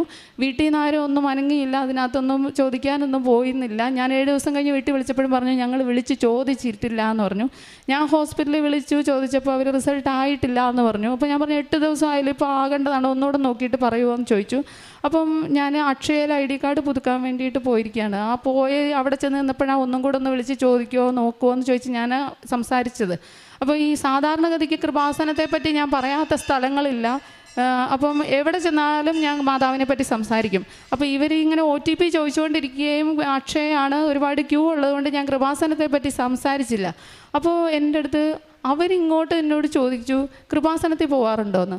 അപ്പം എനിക്കൊരു ഗ്യാപ്പ് കിട്ടിയില്ല. ഞാൻ അപ്പോൾ തന്നെ നന്നായിട്ട് പറയാൻ തുടങ്ങി കൃപാസനത്തെ പറ്റി ഇങ്ങനെയൊക്കെയാണെന്ന്. അപ്പോൾ പറഞ്ഞു എൻ്റെ ഹസ്ബൻഡിൻ്റെ വീട് കൊല്ലത്താണ്, ഞങ്ങൾ പോകുമ്പോൾ കൃപാസനത്തിൽ കയറാറുണ്ട്, എനിക്ക് ഒരുപാട് അനുഗ്രഹങ്ങൾ മാതാവ് വഴിയായിട്ട് കിട്ടിയിട്ടുണ്ട് എന്ന് പറഞ്ഞു. ഇപ്പോൾ ഒരു കോള് വിളിക്കുന്ന കേട്ടല്ലോ, അതുകൊണ്ട് ഞാൻ കൃപാസനത്തെ പറ്റി ചോദിച്ചാന്ന് പറഞ്ഞു. അപ്പോഴേ എനിക്കറിയാം എന്താണെങ്കിലും മാതാവ് റിസൾട്ട് തരുന്നു, മാതാവിൻ്റെ ഒരു പേര് അവിടെ വന്നു, എന്താണ് റിസൾട്ട്. ഈ നിമിഷം തന്നെ അത് ഇവരോട് സംസാരിച്ച് കഴിഞ്ഞ ഉടനെ തന്നെ എനിക്ക് ഹോസ്പിറ്റലിൽ നിന്ന് കോള് വന്നു, മെയിൽ അയച്ചിട്ടുണ്ട്, റിസൾട്ട് വന്നിട്ടുണ്ട്. ഞാൻ റിസൾട്ട് നോക്കിയപ്പം ബയോപ്സിയുടെ റിസൾട്ട് നെഗറ്റീവാണ്. അത് റിസൾട്ടുമായിട്ട് ഹോസ്പിറ്റലിൽ ഡോക്ടറെ പോയി കണ്ടു. ഡോക്ടർക്ക് കണ്ടപ്പോഴത്തേനും മരുന്നുമില്ല, ഒരു കാര്യങ്ങളും ഇല്ല, കുറച്ച് ദിവസത്തെ ഒരു കാര്യങ്ങളുണ്ടായിരുന്നുള്ളൂ, ഡയറ്റ് വഴി മാത്രം നോക്കാവുന്ന കാര്യങ്ങളേ ഉള്ളൂ, ഒരു കുഴപ്പമില്ലാതെ പപ്പ ഇവിടെ നിൽക്കുന്നുണ്ട്. അപ്പോൾ ഞാൻ മമ്മിയോട് പറഞ്ഞിരുന്നു പപ്പ സാക്ഷ്യം പറയാൻ വേണ്ടിയിട്ട് വരണം, ഞാനിത് സാക്ഷ്യമായിട്ട് പറയുമെന്ന് ഞാൻ പറയുക മാതാവിനോട്, സാക്ഷ്യം പറയാൻ വരണമെന്ന് പറഞ്ഞിരുന്നു. അപ്പോൾ സാക്ഷ്യം പറയാൻ വേണ്ടി ഇത് കഴിഞ്ഞപ്പോൾ ഞാൻ വിളിച്ചപ്പോഴത്തേനും നിങ്ങൾ പോയാൽ മതി, ഞാൻ വരാമെന്ന രീതിയിലൊക്കെ പപ്പ പറഞ്ഞിരുന്നെങ്കിലും ഞാൻ പിന്നെ എന്നാൽ ഞാൻ ഇവിടെ വന്ന് പറയാം, ഇപ്പോൾ സമ്മതിക്കുമോ അറിയില്ല എന്നൊരു രീതി നിന്ന്. പക്ഷേ പപ്പ 3 ദിവസം കഴിഞ്ഞപ്പോഴത്തേനും മമ്മി വിളിച്ചിട്ട് എൻ്റെ അടുത്ത് പറഞ്ഞു പപ്പ വരാമെന്ന് പറഞ്ഞിട്ടുണ്ട്, സാക്ഷ്യം പറയാമെന്ന് പറഞ്ഞു. അങ്ങനെ ഞങ്ങൾക്ക് പരിശുദ്ധ അമ്മ വഴിയായിട്ട് സമയനഷ്ടവും സാമ്പത്തിക നഷ്ടവും എല്ലാം സംഭവിക്കേണ്ടിയിരുന്ന ഒരു വലിയ കാര്യങ്ങളിലേക്ക് പോകുണ്ടെന്ന കാര്യം വളരെ ചുരുക്കത്തിൽ ഞങ്ങൾക്ക് എളുപ്പത്തിൽ നടന്നു തന്നതിനെ ഓർത്ത് പരിശുദ്ധ അമ്മയ്ക്ക് ഒരുപാട് നന്ദി പറയുന്നു. പ്രേക്ഷിത പ്രവർത്തനം പറഞ്ഞല്ലോ, 5 ജില്ലകളിൽ കൊണ്ടുപോയി പ്രേക്ഷിത പ്രവർത്തനം, Thrissur, Kottayam, Alappuzha, Idukki medical trust hospital, Amala medical centre, cancer സെൻറ്ററുകളെല്ലാം ഞാൻ പ്രേക്ഷിത പ്രവർത്തനം ചെയ്യും. പ്രേക്ഷിത പ്രവർത്തനം ചെയ്യാൻ എനിക്ക് ഒരു മടിയുമില്ല. 2019 മുതൽ ഞാൻ ചെയ്യുന്നത്. എൻ്റെ കുഞ്ഞിന് വേണ്ടിയിട്ട് ഞാൻ 8, 9, 10 എനിക്കൊന്ന് 450 പേപ്പറോളം ഒക്കെ ആ സമയങ്ങളിൽ തന്നെ ഞാൻ ഗർഭിണിയായിരിക്കുന്ന സമയത്ത് തന്നെ വിതരണം ചെയ്യുന്നതാണ്, വാർഡുകളിലെല്ലാം കയറി ഇറങ്ങിയായിരുന്നു. അതിനെനിക്കൊരു മടിയുമില്ല. ഇപ്പം പരിശുദ്ധ അമ്മ വഴിയായിട്ട് എനിക്ക് തന്ന എല്ലാ അനുഗ്രഹങ്ങൾക്കും പ്രേക്ഷിത പ്രവർത്തനമായിട്ട് ഇത് ചെയ്യാൻ പോകുന്ന കൂട്ടത്തിൽ നമ്മൾ ചോറ് പൊതികൾ ഉണ്ടാക്കിക്കൊണ്ട് പോവുകയും അതുപോലെ തന്നെ ഹസ്ബൻഡും ഞാനും കൂടെ ഒരുമിച്ചാണ് ചെയ്യുന്നത്. അപ്പോൾ ചെയ്യുമ്പോൾ നാട്ടിലുള്ള സമയമാണല്ലോ, അപ്പോൾ ചെയ്യുന്ന സമയത്ത് ഹസ്ബൻഡ് കുറച്ചുകൂടെ ആണുങ്ങൾ കുറച്ചുകൂടെ ഡയാലിസിസ് അവിടെയൊക്കെ ഇരിക്കുന്ന ആളുകൾ അർഹതപ്പെട്ടവരായിട്ടുള്ള പക്ഷേ സാമ്പത്തിക ബുദ്ധിമുട്ടുകളൊക്കെ ഉള്ളവരായിട്ടുള്ള ആൾക്കാരെ കാണുമ്പോൾ ഞങ്ങൾ കോൺടാക്റ്റ് ഡീറ്റെയിൽസൊക്കെ മേടിക്കും. പിന്നെ നമ്മൾക്ക് ഹസ്ബൻഡിൻ്റെ ഫ്രണ്ട്സ് ഉണ്ട്, മർച്ചൻ്റ് നേവി ഓഫീസേഴ്സിൻ്റെ, അവരോടൊക്കെ സംസാരിച്ച് നമ്മൾ ഇവരുടെ അവസ്ഥകളും ഡീറ്റെയിൽസും ഒക്കെ കൊടുത്തിട്ട് നമുക്ക് ചെയ്യാവുന്നത് ഗ്രൂപ്പിൽ ഞങ്ങൾ ചെയ്യാറുണ്ട്. ഞങ്ങളുടെ ഗ്രൂപ്പിലൊക്കെ ഉള്ളവർക്ക് എല്ലാവർക്കും തന്നെ എല്ലാം ചെയ്യണമെന്ന് ആഗ്രഹമുണ്ട്. പക്ഷേ ജോലിയും തിരക്കും കാരണം ഒന്നും ചെയ്യാൻ പറ്റാത്തവരായിട്ടുള്ളവരുണ്ട്. അവർ ഞങ്ങളോട് പറയാറുണ്ട് ഞങ്ങളെ കൂടെ ഉൾപ്പെടുത്തണമെന്ന്. അപ്പോൾ പൊതിച്ചോറ് കൊടുക്കുമ്പോൾ എല്ലാ വീട്ടിൽ നിന്നും ഓരോ 2 പൊതിച്ചോറുകൾ മേടിക്കാറുണ്ട്. ഒരുമിച്ച് കളക്ട് ഞങ്ങൾ ചെയ്യും. ബാക്കിയുള്ളവരെ ഫോൺ വഴി കോൺടാക്ട് ചെയ്ത് ഈ കാര്യങ്ങളെല്ലാം ഞങ്ങൾ എത്തിക്കും. എന്നിട്ട് ഒരുമിച്ച് ഒരു അനാഥാലയത്തിൽ കൊടുക്കുകയും. അതുപോലെ ഏറ്റവും വലിയ അനുഗ്രഹം ഉണ്ടായത് ഇത്രയും നാളായിട്ട് എനിക്ക് 2 ചെറിയ കുഞ്ഞുങ്ങളുള്ളത് കൊണ്ട് എനിക്ക് പോകാൻ പറ്റാറില്ല. അങ്ങനെ ഇറങ്ങി അങ്ങ് പോകാൻ പ്രേക്ഷിത പ്രവർത്തനം പോയി കുറച്ച് നേരം ചെയ്താൽ തിരിച്ചു വരാൽ. പക്ഷേ ഈ രാവിലെ 4 മണിക്കൊന്നും എഴുന്നേറ്റ് കുളിപ്പിക്കാനൊന്നും പോകാൻ വേണ്ടിയിട്ട് എനിക്ക് പറ്റാറില്ല. അപ്പോൾ ഈ ഹസ്ബൻഡ് നാട്ടിൽ വന്നപ്പോൾ ഇതിപ്പോൾ സിൽവർ ഗ്രേയിലേക്കായി എനിക്കൊരു ഭയങ്കര നിർബന്ധം ഉണ്ടായിരുന്നു. ഇനി ഇതുപോലെ ഇത്രയുമല്ല ഇതിൽ കൂടുതൽ കാര്യങ്ങൾ ചെയ്യണം. അപ്പോൾ അതുകൊണ്ട് ഞങ്ങൾ കരുണാലയത്തിൽ പോയിട്ട് 4 മണിക്കാണ് അവിടെ ചെല്ലേണ്ടത്. അവിടെ ചെന്ന് ഞാൻ വലിയ സന്തോഷമുള്ള കാര്യമായിരുന്നു. കാരണം അത് മെയിൽ വാർഡായിരുന്നത് കൊണ്ട് ഹസ്ബൻഡിനാണ് കൂടുതൽ ചെയ്യാനുണ്ടായിരുന്നത്. ഹസ്ബൻഡിന് കുട്ടികളുടെ തന്നെ ഫസ്റ്റ് കോളും സെക്കൻഡ് കോളും ഒക്കെ വല്ലാത്ത ബുദ്ധിമുട്ടാണ്. എന്നിട്ട് ഹസ്ബൻഡ് ഏകദേശം 6-7 പേരോളം ഒരുമിച്ച് നിന്ന് ഓരോരുത്തരെ മാറ്റി കുളിപ്പിക്കുന്നതൊക്കെ കണ്ടപ്പോഴത്തേനും എനിക്ക് ഭയങ്കര സന്തോഷമായി. അതിനുള്ള ഒരു ഞങ്ങൾക്ക് അവസരം ഈ ഉടമ്പടി വഴിയായിട്ടാണ് ലഭിച്ചത്. ആത്മീയ ജീവിതത്തിൽ വളരാനെന്ന് വെച്ച് കഴിഞ്ഞാൽ വിശുദ്ധ കുർബാന 2024 മുതൽ ഞങ്ങൾ 25 വരെ 25-ലും 1 ഞങ്ങൾ കുർബാന അടുപ്പിച്ച് വിശുദ്ധ കുർബാന എല്ലാ ദിവസവും കാണും. കുർബാന ഒരു 5 മിനിറ്റ് ലേറ്റായി എവിടെ നിന്ന് കണ്ടു കഴിഞ്ഞാൽ ഞാൻ അടുത്ത എടപ്പള്ളി വരെയാണെങ്കിലും നമ്മുടെ കാക്കനാട് നിന്ന് പോയിട്ട് അവിടെ കാണുകയുള്ളൂ കുർബാന. അത്രയും ദൈവത്തോട് അടുക്കാനുള്ള ഒരു ഭാഗ്യം നൽകി. അതുപോലെ തന്നെ ആൾത്താരയോട് ചേർന്ന് കുറച്ചുകൂടെ കൂടുതൽ ഈശോയുടെ അടുത്ത് നിൽക്കുന്ന രീതിയിൽ എന്നെ വളർത്തിയെന്ന് വെച്ച് കഴിഞ്ഞാൽ ബൈബിൾ ലേഖന വായന, അതുപോലെ കൊയറിൽ നന്നായി പാടും ഞാൻ. പക്ഷേ എനിക്കൊരു കോൺഫിഡൻസ് കുറവ്, എപ്പോഴും ഫിയർ, അതിനകത്തേക്ക് പോകാറില്ലായിരുന്നു. പക്ഷേ അതിനുള്ള ഒരു സാറ് തന്നെ എന്നെ നിർബന്ധിച്ച് എന്നെ കൊയറിലേക്ക് അംഗമാക്കുകയും ഞാൻ പിന്നെ നിരന്തരം കൊയറിൽ പാടാനൊരവസരം, അങ്ങനെ അതായത് അവിടെ നിന്ന് കുർബാന കൂടാതെ ഒരുപടി മുന്നിലേക്ക് എന്നെ ഉയർത്തിക്കൊണ്ട് വന്നു. ആത്മീയ ജീവിതത്തിൽ ബൈബിളിൽ വിട്ടുള്ള ഒരു കളിയിൽ എനിക്കില്ല. കാരണം ബൈബിൾ വായിക്കും ഞാൻ നന്നായിട്ട്. എപ്പോഴും എനിക്ക് രാവിലെ ഉച്ചയ്ക്കും വൈകുന്നേരവും ബൈബിൾ വായിക്കണം. എനിക്ക് വചനം, ഞാൻ നിനക്ക് മുമ്പേ പോയി മലകളിടിച്ച് നിരപ്പാക്കുകയും പിച്ചള വാതിലുകൾ തകർക്കുകയും ഇരുമ്പോടാമ്പലുകൾ ഒടിക്കുകയും ചെയ്യും. ഈ വചനം എൻ്റെ കയ്യിൽ ഞാൻ മുറുക്കെ പിടിച്ചിരിക്കും. കാരണം ഹസ്ബൻഡ് നാട്ടിൽ ഉണ്ടാവാറില്ലാത്തത് കൊണ്ട് എനിക്ക് ഈ കുഞ്ഞുങ്ങളെയും കൊണ്ട് ഒരുപാട് അലച്ചിലുകൾ ഉണ്ടാവാറുണ്ട്, ഒരുപാട് ബുദ്ധിമുട്ടുകൾ ഉണ്ടാവാറുണ്ട്. പക്ഷേ ഉടമ്പടിയാണ് എൻ്റെ ജീവിതം. ഈ മാതാവ് എന്നെ കൊണ്ട് നടക്കുന്നതാണ്. അത് കാരണം കൊണ്ട് എനിക്ക് നേരത്തെ എന്ന് വെച്ച് കഴിഞ്ഞാൽ ഞാൻ ഇങ്ങനെ പറഞ്ഞുകൊണ്ടിരിക്കുമായിരുന്നു. ഒരു ദിവസം ഞാൻ അച്ഛനെ സ്വപ്നത്തിൽ കണ്ടിട്ടുണ്ട്. അതൊന്നും ആലോചിച്ചുകൊണ്ടല്ല, ഞാനിങ്ങനെ അച്ഛനോട് ആവലാതി പറഞ്ഞുകൊണ്ടേയിരിക്കുകയാണ്, ഇങ്ങനത്തെ പ്രശ്നങ്ങളാണ്, ഇതാണ്, ഇങ്ങനെയാണെന്ന്. അപ്പോൾ അച്ഛൻ എന്നോട് പറഞ്ഞു, കുരിശിലേക്ക് നോക്കുമ്പോൾ കുരിശിലേക്ക് നോക്കുന്ന കുരിശും കണ്ട്. അതോടെ ആ സ്വപ്നം അവിടെ തീർന്നു. അപ്പോൾ അതിനുശേഷം എനിക്ക് കുറേയേറെ ബുദ്ധിമുട്ടുകൾ ഇങ്ങനെ വരുന്നുണ്ടായിരുന്നു. പക്ഷേ അതിന് മുന്നോടിയായിട്ടുള്ളൊരു സ്വപ്നമാണ് ഞാനതെന്ന് വിചാരിക്കുന്നു. ഞാൻ ജോസഫ് അച്ഛനെയാണ് ഞാൻ സ്വപ്നം കണ്ടത്. അച്ഛനെ നന്നായിട്ട് തന്നെ കണ്ടു. കാരണം നമുക്ക് പരിശുദ്ധ അമ്മയെ സ്വപ്നം കാണണമെന്നൊക്കെ നമ്മൾ വിചാരിച്ചിട്ട് കിടക്കും. പക്ഷേ പരിശുദ്ധ ഇതെങ്ങനെയൊന്നും ഒരു സ്വപ്നത്തിലേക്ക് വിചാരമൊന്നും ഉണ്ടായിരുന്നില്ല. പക്ഷേ ആ അച്ഛനെ ഡയറക്റ്റായിട്ട് പെട്ടെന്ന് തന്നെ കണ്ടിരുന്ന് സംസാരിക്കുന്നതായിട്ട്, അപ്പോൾ ഞാൻ അവലാതി പറയുന്നതും അച്ഛൻ തിരിച്ചു പറയുന്നതുമായിട്ടുള്ള ഒരു സ്വപ്നം കണ്ടു. പിന്നെ മാതാവിൻ്റെ സാന്നിധ്യം, അതൊരു വലിയൊരു സാന്നിധ്യമാണ്. പിന്നെ ഒരു കാശുരൂപം, ഞങ്ങൾക്കൊരു മിറാക്കിളൊരു സംഭവിച്ചതിനെപ്പറ്റി ഞാൻ പറഞ്ഞില്ല, അത് വിട്ടുപോയി, അതൊന്ന് പറയാം. പരിശുദ്ധ 2023 ഹസ്ബൻഡ് ഉടമ്പടി എടുക്കുകയും 2024 ഷിപ്പിൽ പോയിട്ട് തിരിച്ചു വന്നപ്പോൾ കാശുരൂപം കളഞ്ഞു പോവുകയും, അപ്പം ഹസ്ബൻഡിനോട് ചോദിച്ചപ്പോൾ ഷിപ്പിൽ പോയതാണോ നാട്ടിൽ പോയതാണോ എന്നുള്ള ഒരു ശരിക്കുള്ളൊരു ഐഡിയ ഹസ്ബൻഡിനില്ല.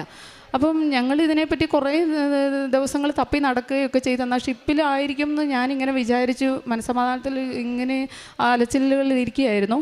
അപ്പോൾ 2025 എക്സാം റിസൾട്ട് വന്നതിന് ശേഷം തീർത്ഥാടന ഉടമ്പടി എടുക്കാമെന്ന് വിചാരിച്ചു. ആ തീർത്ഥാടന ഉടമ്പടി എടുക്കുമ്പം ഓൾറെഡി ഉടമ്പടി ഉണ്ടല്ലോ നേരത്തെ എടുത്തത്, അപ്പോൾ പുതുക്കിയാൽ മതിയല്ലോ. അപ്പം പക്ഷേ കാശുരൂപമില്ല. അപ്പോൾ അതുകൊണ്ട് നമുക്ക് ഉടമ്പടി പുതിയതായിട്ട് എടുക്കുകയും ചെയ്യാൻ വേണമെങ്കിൽ. അപ്പോൾ ഞങ്ങൾക്ക് ഒരാശങ്കയായി, എന്ത് ചെയ്യും, ഉടമ്പടി പുതിയതെടുക്കണോ, ഇങ്ങനെ ഒരു ആശങ്കയിൽ നിന്ന സമയത്താണ് നമ്മൾ കാറ് മേടിക്കുന്ന ഒരു കാര്യവുമായി ബന്ധപ്പെട്ട് ഹസ്ബൻഡ് പുറത്ത് പോയപ്പോൾ ഹസ്ബൻഡ് ഷിപ്പിൽ ഈ പേഴ്സ് യൂസ് ചെയ്യുന്നില്ലാത്തത് കൊണ്ട് ഈ പേഴ്സിൽ നാട്ടിൽ വരുമ്പോൾ ഭയങ്കര ബുദ്ധിമുട്ടാണ്. എല്ലാം എവിടെയും മറന്നു വെക്കും, എല്ലാം കാണാതെ പോവുകയും ചെയ്യും. പേഴ്സ് കൊണ്ടായാലും മറന്നു വെക്കും, ATM കാർഡ് എല്ലാം കാണാണ്ട് പോവും. അപ്പം ക്രെഡിറ്റ് കാർഡ് ആൾ പോക്കറ്റിലിട്ടിരുന്നത് കാണാണ്ട് പോയി, മിസ്സായി. തിരിച്ചു വന്നു, വീട്ടിൽ വന്നിട്ട് എന്നോട് പറഞ്ഞില്ല. വീണ്ടും ആൾ പോയി മെട്രോ സ്റ്റേഷനും ഒക്കെ പോയി തപ്പിയിട്ട് തിരിച്ചു വന്നു, എന്നിട്ടും കിട്ടിയില്ല. അപ്പോൾ രാത്രി കുരിശ് വരയ്ക്കാൻ നേരം എൻ്റെ അടുത്ത് പറഞ്ഞു, നമുക്ക് ഇത് മിസ്സായി പോയിട്ടുണ്ട് ക്രെഡിറ്റ് കാർഡ്, ഇനി അത് ബ്ലോക്ക് ചെയ്യണം, എന്നിട്ട് പുതിയത് എടുത്തിട്ട് ഇത്രയും സമയം എടുക്കുകയും ചെയ്യുമല്ലോ വരുമ്പോൾ എന്ന് പറഞ്ഞു. അപ്പോൾ ഞാൻ പറഞ്ഞു ഇതിനകത്ത് തന്നെ ഉണ്ടാവും പേഴ്സിനെന്ന് പറഞ്ഞിട്ട് ആ പേഴ്സ് പോയിട്ട് ഞാൻ തുറന്നു നോക്കിയപ്പോൾ ആ പേഴ്സിൽ ചില്ലറ തുട്ടുകളും അച്ഛൻ ഈ എക്സാമിന് വേണ്ടിയിട്ട് തന്ന ചെറിയ കാശ് രൂപങ്ങളുള്ളൂ. അപ്പം ഇങ്ങനെയുള്ള ഇതിനകത്ത് ആ ചെറിയ ഇത് തുറന്ന ഉടനെ തന്നെ ഈ വലിയ കാശുരൂപം അതിനകത്ത് ഇരിക്കുകയാണ്, വലിയൊരു മാജിക് സംഭവിക്കുന്നത് പോലെ. കാരണം ഒരു കൊല്ലമായിട്ട് ഞങ്ങൾ തപ്പി നടന്നാണ് ഈ എക്സാമിന് പോകുന്ന ഇത്രയും ദിവസങ്ങളും ഞങ്ങൾ ഈ പേഴ്സ് തന്നെ തുറന്നാണ് ഉടമ്പടി തൈലവും ഉപ്പും എല്ലാം തേച്ചുകൊണ്ടിരിക്കുന്നത്. ഈ അച്ഛൻ തന്ന കാശുരൂപം എടുത്ത് അതിലേക്ക് ഉപ്പ് തേക്കുകയും തൈലം തേക്കുകയും ഉപയോഗിക്കുകയും എപ്പോഴും യൂസ് ചെയ്യുകയും തുറക്കുകയും ചെയ്യുന്ന ഒരു സാധനമാണ്.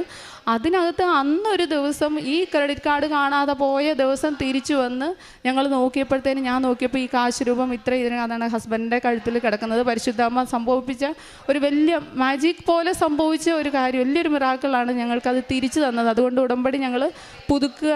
പരിശുദ്ധാമ്മ ഞങ്ങൾക്ക് അതിന് വേണ്ടിയിട്ടുള്ള ഒരു അനുഗ്രഹം തന്നു. അമ്മയുടെ എനിക്ക് വലിയൊരു അനുഗ്രഹമായിട്ട് തോന്നിയത് സുഗന്ധാഭിഷേകത്തിന് വേണ്ടിയിട്ട് എല്ലാവർക്കും കിട്ടുമ്പോൾ ഞാൻ പ്രാർത്ഥിക്കുമായിരുന്നു, എനിക്കൊരു സുഗന്ധാഭിഷേകം. സ്വപ്നം കാണാറുണ്ട്, ബാക്കി കാര്യങ്ങളൊക്കെ ചെയ്യാറുണ്ട്, എനിക്കൊരു സുഗന്ധാഭിഷേകം കിട്ടണില്ലല്ലോ, അതെങ്ങനെയാണ്, മഴവില്ലും ഞാൻ കണ്ടിട്ടുണ്ട്. അപ്പോൾ ഈ സുഗന്ധാഭിഷേകത്തിന് വേണ്ടി 2 ആഴ്ചയ്ക്ക് മുകളിലായി ഞാനിങ്ങനെ പ്രാർത്ഥിക്കുന്നുണ്ട്. അപ്പോൾ മെയ് 1-ാം തീയതി ആയപ്പോഴത്തേനും എൻ്റെ തിരിയിൽ ഇങ്ങനെ ഒരു രൂപം മുകളിലേക്ക് പൊങ്ങി അത്രയും ഭാഗത്തെ തിരി കത്തണില്ല. ഇതാണ് ഫോട്ടോയായിട്ട് ഞാൻ എടുത്തുകൊണ്ട് വന്നിരിക്കുകയാണ്.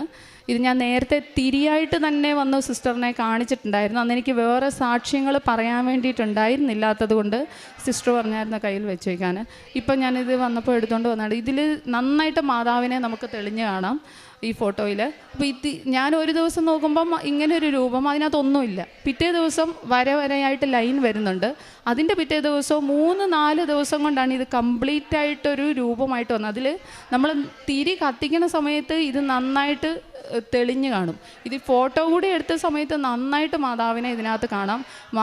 നമ്മൾക്ക് ഹാർട്ട് അതുപോലെയുള്ള എല്ലാ കാര്യങ്ങളും തിരിയിൽ വന്നിട്ടുണ്ട്. അപ്പോൾ സുഗന്ധാഭിഷേകമാണെങ്കിൽ എനിക്ക് മാത്രമേ ഇത് അനുഭവിക്കാൻ പറ്റുള്ളായിരുന്നു. ഞാനത് മറ്റൊരാളോട് പറഞ്ഞു കൊടുക്കണമ്പം അവരത് വിശ്വസിക്കണമെന്ന് പോലുമില്ല. ഇതിപ്പം എനിക്ക് മാതാവ് തന്നത് ഈ തിരിയിലാണ് തന്നത്. ഇത് എനിക്ക് ഈ ലോകത്തുള്ള എല്ലാ ജനങ്ങളോടും ഇത് കാണിച്ചു കൊടുത്ത് തന്നെ എൻ്റെ ഈ വിശ്വാസം പറയാം. ഞാൻ പോകുന്നിടത്തൊക്കെ കാണിക്കാറുണ്ട് ഫോട്ടോ ഫോണിൽ. പരിശുദ്ധ അമ്മ കൃപാസനം മാതാവിൻ്റെ തന്നെ രൂപമാണ് ഇതിനകത്ത് വന്നിരിക്കുന്നത്. എല്ലാവർക്കും കാണാൻ പറ്റുന്നതാണ്. ഇപ്പം പരിശുദ്ധ അമ്മ നൽകിയ എല്ലാ അനുഗ്രഹങ്ങളും ഞങ്ങൾക്ക് പുതിയൊരു വണ്ടി മേടിക്കാനായിട്ട് ഇലക്ട്രിക് വെഹിക്കിൾ മേടിക്കണമായിരുന്നു. പരിശുദ്ധ അമ്മ അതിനെ സഹായിച്ചു. നേർച്ച വസ്തുക്കളുടെ ഉപയോഗം മൂലം നേരത്തെ കുട്ടിക്ക് സിസേഴ്സ് പോലെ വന്നിരുന്നു. ആ സമയത്ത് അവൾക്ക് ഒരൊട്ടും ബോധമില്ലാത്ത രീതിയിൽ സാധാരണഗതിക്ക് കാണുന്നതിനെക്കാട്ടിലും ഇങ്ങനെ പിടിക്കുകയോ ബലം പിടിക്കുകയോ ഒന്നും അല്ലാതെ അവളുടെ 1 വയസ്സിന് മുന്നേ തന്നെ ഇങ്ങനെ ബോധം പോലും ഇല്ലാത്ത അവസ്ഥയിൽ കളറ് മുഴുവൻ പേളായിട്ടുള്ള ഒരു അവസ്ഥയിൽ വന്നിരുന്നു. ഞാൻ ആ സമയത്തും ധൈര്യം കൈവിടാതെ, ഹസ്ബൻഡും ഇല്ല, രാത്രി എനിക്ക് വേറൊരാളെ ആശ്രയിക്കണം 12 മണിക്ക്. അപ്പം ഞാൻ ആ സമയത്ത് തന്നെ താഴെ ഓടി വന്നിട്ട് കൊച്ചിനെ പിടിച്ചുകൊണ്ട് തന്നെ കുലുക്കി പിടിച്ചുകൊണ്ട് വന്ന് ഞാൻ നീലത്തിരി കത്തിച്ച് വെച്ചിട്ടാണ് ഞാൻ അടുത്ത വീട്ടിലേക്ക്, അമ്മയുണ്ട് ഹസ്ബൻഡിൻ്റെ അമ്മ, ഓടിച്ചു വിടുന്നത്. അമ്മ പോയി ആളെ വിളിച്ചുകൊണ്ട് വന്നു. ആൾ വിളിച്ചുകൊണ്ട് വന്നു. അത്രയും നേരം കുലുങ്ങിട്ട് കൊച്ചു അനങ്ങുന്ന പോലും ഇല്ല. എന്നിട്ട് ഒരു 2 മിനിറ്റ്സ് ആയ സമയത്തിനാണ് കൊച്ചിന് ഇങ്ങനെ കണ്ണ് തുറന്നൊന്ന് നോക്കുന്നത്. ഹോസ്പിറ്റലിൽ ചെന്നപ്പോഴത്തേനും വളരെ നോർമലായി. അപ്പോൾ ഞങ്ങൾക്ക് ഒരു ഒബ്സർവേഷൻ്റെ ഒരു ഇതെടുക്കേണ്ടിയേ വന്നുള്ളൂ. അതിന് എനിക്ക് പറയാൻ പറ്റിയിരുന്നില്ല സാക്ഷ്യം. അവർക്കിപ്പോൾ 3 വയസ്സായി. ഇതുവരെ ഫിറ്റ്സ് ഒന്നും വന്നിട്ടില്ല. പരിശുദ്ധ അമ്മയുടെ നേർച്ച വസ്തുക്കളും ഉടമ്പടിയും വഴിയായിട്ട് നമ്മൾ ഉടമ്പടി വഴിയിലൂടെ വെട്ടി ഒരുക്കപ്പെട്ട് പൊയ്ക്കൊണ്ടിരിക്കുകയാണെന്ന് ഞാൻ പറയും. കാരണം അത്രമാത്രം ഈശോയിലേക്ക് അടുക്കാനുള്ള എൻ്റെ ഈശോ എന്നാണ് ഞാൻ ആദ്യം പറഞ്ഞത്. കാരണം എൻ്റെ ഈശോ എന്ന് ഞാൻ ഇവിടെ പറയണമെന്നുണ്ടെങ്കിൽ എൻ്റെ മാനസികാവസ്ഥ ആ രീതിയിലേക്ക് ആക്കി തന്നത്, എന്നെ അത് പറയാൻ പഠിപ്പിച്ചത് പരിശുദ്ധ അമ്മ തന്നെയാണ്. അല്ലെങ്കിൽ എനിക്ക് ഈശോയെ പറ്റിയുള്ള കാര്യങ്ങൾക്ക് അറിവില്ല. നമ്മൾ കുർബാന തുടങ്ങുമ്പോൾ പിതാവിൻ്റെയും പുത്രൻ്റെയും പരിശുദ്ധാത്മാവിൻ്റെയും നാമത്തിൽ നിന്ന് അച്ഛൻ കുശുദ്ധ കുർബാനയെ പറയുമ്പോൾ സ്വർഗം തുറക്കപ്പെടുമെന്ന് ഒരുക്ക ശുശ്രൂഷയ്ക്ക് ഈശോ നമ്മുടെ മുന്നിലേക്ക് എഴുന്നള്ളി വരികയാണെന്ന് നോക്കുള്ളൂ. ഇത്രയും ബോധ്യം എനിക്ക് ബോധ്യപ്പെടാൻ വേണ്ടിയിട്ട് എനിക്ക് ഇത്രയും വയസ്സ് വേണ്ടി വന്നു. ഇത്രയും ഈ ഉടമ്പടിയിൽ ഇത്രയും എത്തേണ്ടി വന്നു. എനിക്ക് വിശുദ്ധ കുർബാന ഞാൻ ആ രീതിയിലാണ് ഇപ്പോൾ കാണുന്നത്. അതിന് എന്നെ ഉടമ്പടി എത്രമാത്രം എന്നെ സഹായിച്ചു എന്നുള്ളതിന് എനിക്ക് നല്ല ബോധ്യതയുണ്ട്. ഞാൻ എപ്പോഴും എന്നെ പുനഃപരിശോധിച്ചുകൊണ്ടിരിക്കും. എല്ലാ കാര്യങ്ങളും നമുക്ക് അലച്ചിലുകൾ ബുദ്ധിമുട്ട്, ഞാൻ പ്രേക്ഷിത പ്രവർത്തനമൊക്കെ ചെയ്തിട്ട് മടുത്ത് മുകളിലേക്ക് നിലകളിലേക്ക് ചില വാർഡുകളിലൊക്കെ ചെല്ലുമ്പോൾ ദൈവവചനം അവിടെ എഴുതിയിട്ടുണ്ടാവും. അവിടെ എനിക്ക് ദൈവം എപ്പോഴും എന്നെ അത്ഭുതപ്പെടുത്തുന്ന രീതിയിൽ വചനം എനിക്ക് കിട്ടാണ്. നിൻ്റെ അലച്ചിലുകൾ ഞാൻ എണ്ണിയിട്ടുണ്ട്, നിൻ്റെ കണ്ണുനീർ ഞാൻ കുപ്പിയിൽ ശേഖരിച്ചിട്ടുണ്ട് എന്നൊക്കെ എൻ്റെ മുൻപിൽ എഴുതിയ വചനങ്ങൾ എനിക്ക് കിട്ടിയിട്ടുണ്ട്. അപ്പം പരിശുദ്ധ അമ്മ വഴിയായിട്ട് ഞാൻ ഒട്ടും ഒരു കോൺഫിഡൻസും കാര്യങ്ങളും ഒന്നും എനിക്ക് ചില തീരുമാനങ്ങൾ എടുക്കാൻ പലപ്പോഴും ഇല്ലാത്ത ഒരാളാണ്. കാരണം ഞാൻ എപ്പോഴും ഹസ്ബൻഡിനെ ആശ്രയിക്കുന്ന ഒരാളായിരുന്നു. ആളിന്ന് നാട്ടിലില്ലാത്ത സമയത്ത് എനിക്ക് ഒരുപാട് ബുദ്ധിമുട്ടുകൾ വരാറുണ്ട്. ഹോസ്പിറ്റൽ, സ്കൂള്, വീട് എല്ലാം കൂടെ എനിക്ക് മാനേജ് ചെയ്യാൻ ഭയങ്കര പാടാണ്. ആ സമയങ്ങളിലെല്ലാം മാതാവ് എൻ്റെ കൂട്ടത്തിൽ, ചില സമയത്ത് ഹോസ്പിറ്റലിൽ ചെല്ലുമ്പോഴൊക്കെ ICU അഡ്മിഷൻ എന്ന് പറയും. ആ സമയത്തും ഞാൻ പതറാതെ അവിടെ നിന്ന് കാര്യങ്ങൾക്ക് മുന്നോട്ട് പോകാൻ അമ്മ തരുന്ന ആ ഒരു കാര്യം കൊണ്ട് മാത്രമാണ് ഈശോയ്ക്കും പരിശുദ്ധ അമ്മയ്ക്കും തന്ന ഒരുപാട് അനുഗ്രഹങ്ങൾക്ക് ഞങ്ങളുടെ കുടുംബത്തെ ഇതുപോലെ താങ്ങി നിർത്തുന്നതിനെ ഓർത്ത് നന്ദി പറയുന്നു. ഈശോയെ സ്തോത്രം, ഈശോയെ നന്ദി. ക്ലേശകാലത്ത് അവിടുന്ന് തൻ്റെ ആലയത്തിൽ എനിക്ക് അഭയം നൽകും. തൻ്റെ കൂടാരത്തിനുള്ളിൽ എന്നെ ഒളിപ്പിക്കും. എന്നെ ഉയർന്ന പാറമേലിൽ നിലനിർത്തും. സങ്കീർത്തനം 27 5 പഴയ കാലങ്ങളിൽ ദൈവവുമായിട്ട് ജനങ്ങൾ ഉടമ്പടി ചെയ്തത് ക്ലേശകാലങ്ങളെ തരണം ചെയ്യാനുള്ള ശക്തിക്ക് വേണ്ടിയിട്ടാണ്. ക്ലേശകാലങ്ങളിൽ നമ്മുടെ കഴിവിനേക്കാൾ വലിയ ആവശ്യങ്ങളാണ് നമുക്ക് വരുന്നത്. നമ്മുടെ ജീവിതാവശ്യങ്ങൾക്ക് പറ്റുന്ന ആ കഴിവ് നമുക്ക് ഉണ്ടാവില്ല. അപ്പോഴാണ് ദൈവം നമ്മുടെ കൂടെ ഉണ്ടെന്നുള്ള യാഥാർത്ഥ്യം നമുക്ക് മനസ്സിലാക്കാൻ സാധിക്കുന്നത്. കൃപ നൽകുന്ന ഒരു പുതിയ വഴിയാണ്, ഇന്നിൻ്റെ വഴിയാണ് ഉടമ്പടി. ദൈവത്തെ ഇഷ്ടപ്പെടുത്തിയെടുക്കാനുള്ള ഒരു മാർഗമാണ് ഇന്നത്തെ ജീവിതത്തിൽ നമ്മളെ സഹായിക്കുന്ന ഉടമ്പടി ജീവിതം. ഉടമ്പടി നമ്മളെ തന്നെ ദൈവത്തിന് ഇഷ്ടപ്പെടുത്തിയെടുക്കുന്ന ഒരു കൃപയുടെ ഒരു ജീവിതമാണ്. ദൈവത്തിൽ ആശ്രയിക്കുന്നവനെ ദൈവം കഷ്ടകാലത്ത് കാത്തു സൂക്ഷിക്കുമെന്നാണ് ഓരോ ഉടമ്പടി മക്കളുടെ സാക്ഷ്യത്തിൽ നമുക്ക് മനസ്സിലാക്കാൻ സാധിക്കുന്നത്. ദൈവത്തെ ആശ്രയിച്ചാൽ ദൈവം നമ്മെ കഷ്ടത്തിൽ നിന്നും സംരക്ഷിക്കുകയും ഉയർത്തുകയും ചെയ്യും. പരിശുദ്ധ അമ്മ, കൃപാസനം അമ്മയാണ് നമ്മെ ഈശോയുടെ അരികിലേക്ക് കരം പിടിച്ച് നയിക്കുന്നത്. അമ്മയുടെ മാധ്യസ്ഥതയിലൂടെയാണ് നമ്മുടെ ഓരോ നിയോഗങ്ങളും സമർപ്പിക്കുന്നതും നമുക്ക് ലഭിക്കുന്ന ഓരോ കൃപകളും അനുഗ്രഹങ്ങളും നമുക്ക് ലഭിക്കുന്നതും പരിശുദ്ധ അമ്മയുടെ മാധ്യസ്ഥതയിലൂടെയാണ്. ഉടമ്പടിയിൽ ജീവിക്കുന്ന മക്കൾക്ക് കഷ്ടകാലത്ത് ഭയപ്പെടേണ്ട ആവശ്യമില്ല.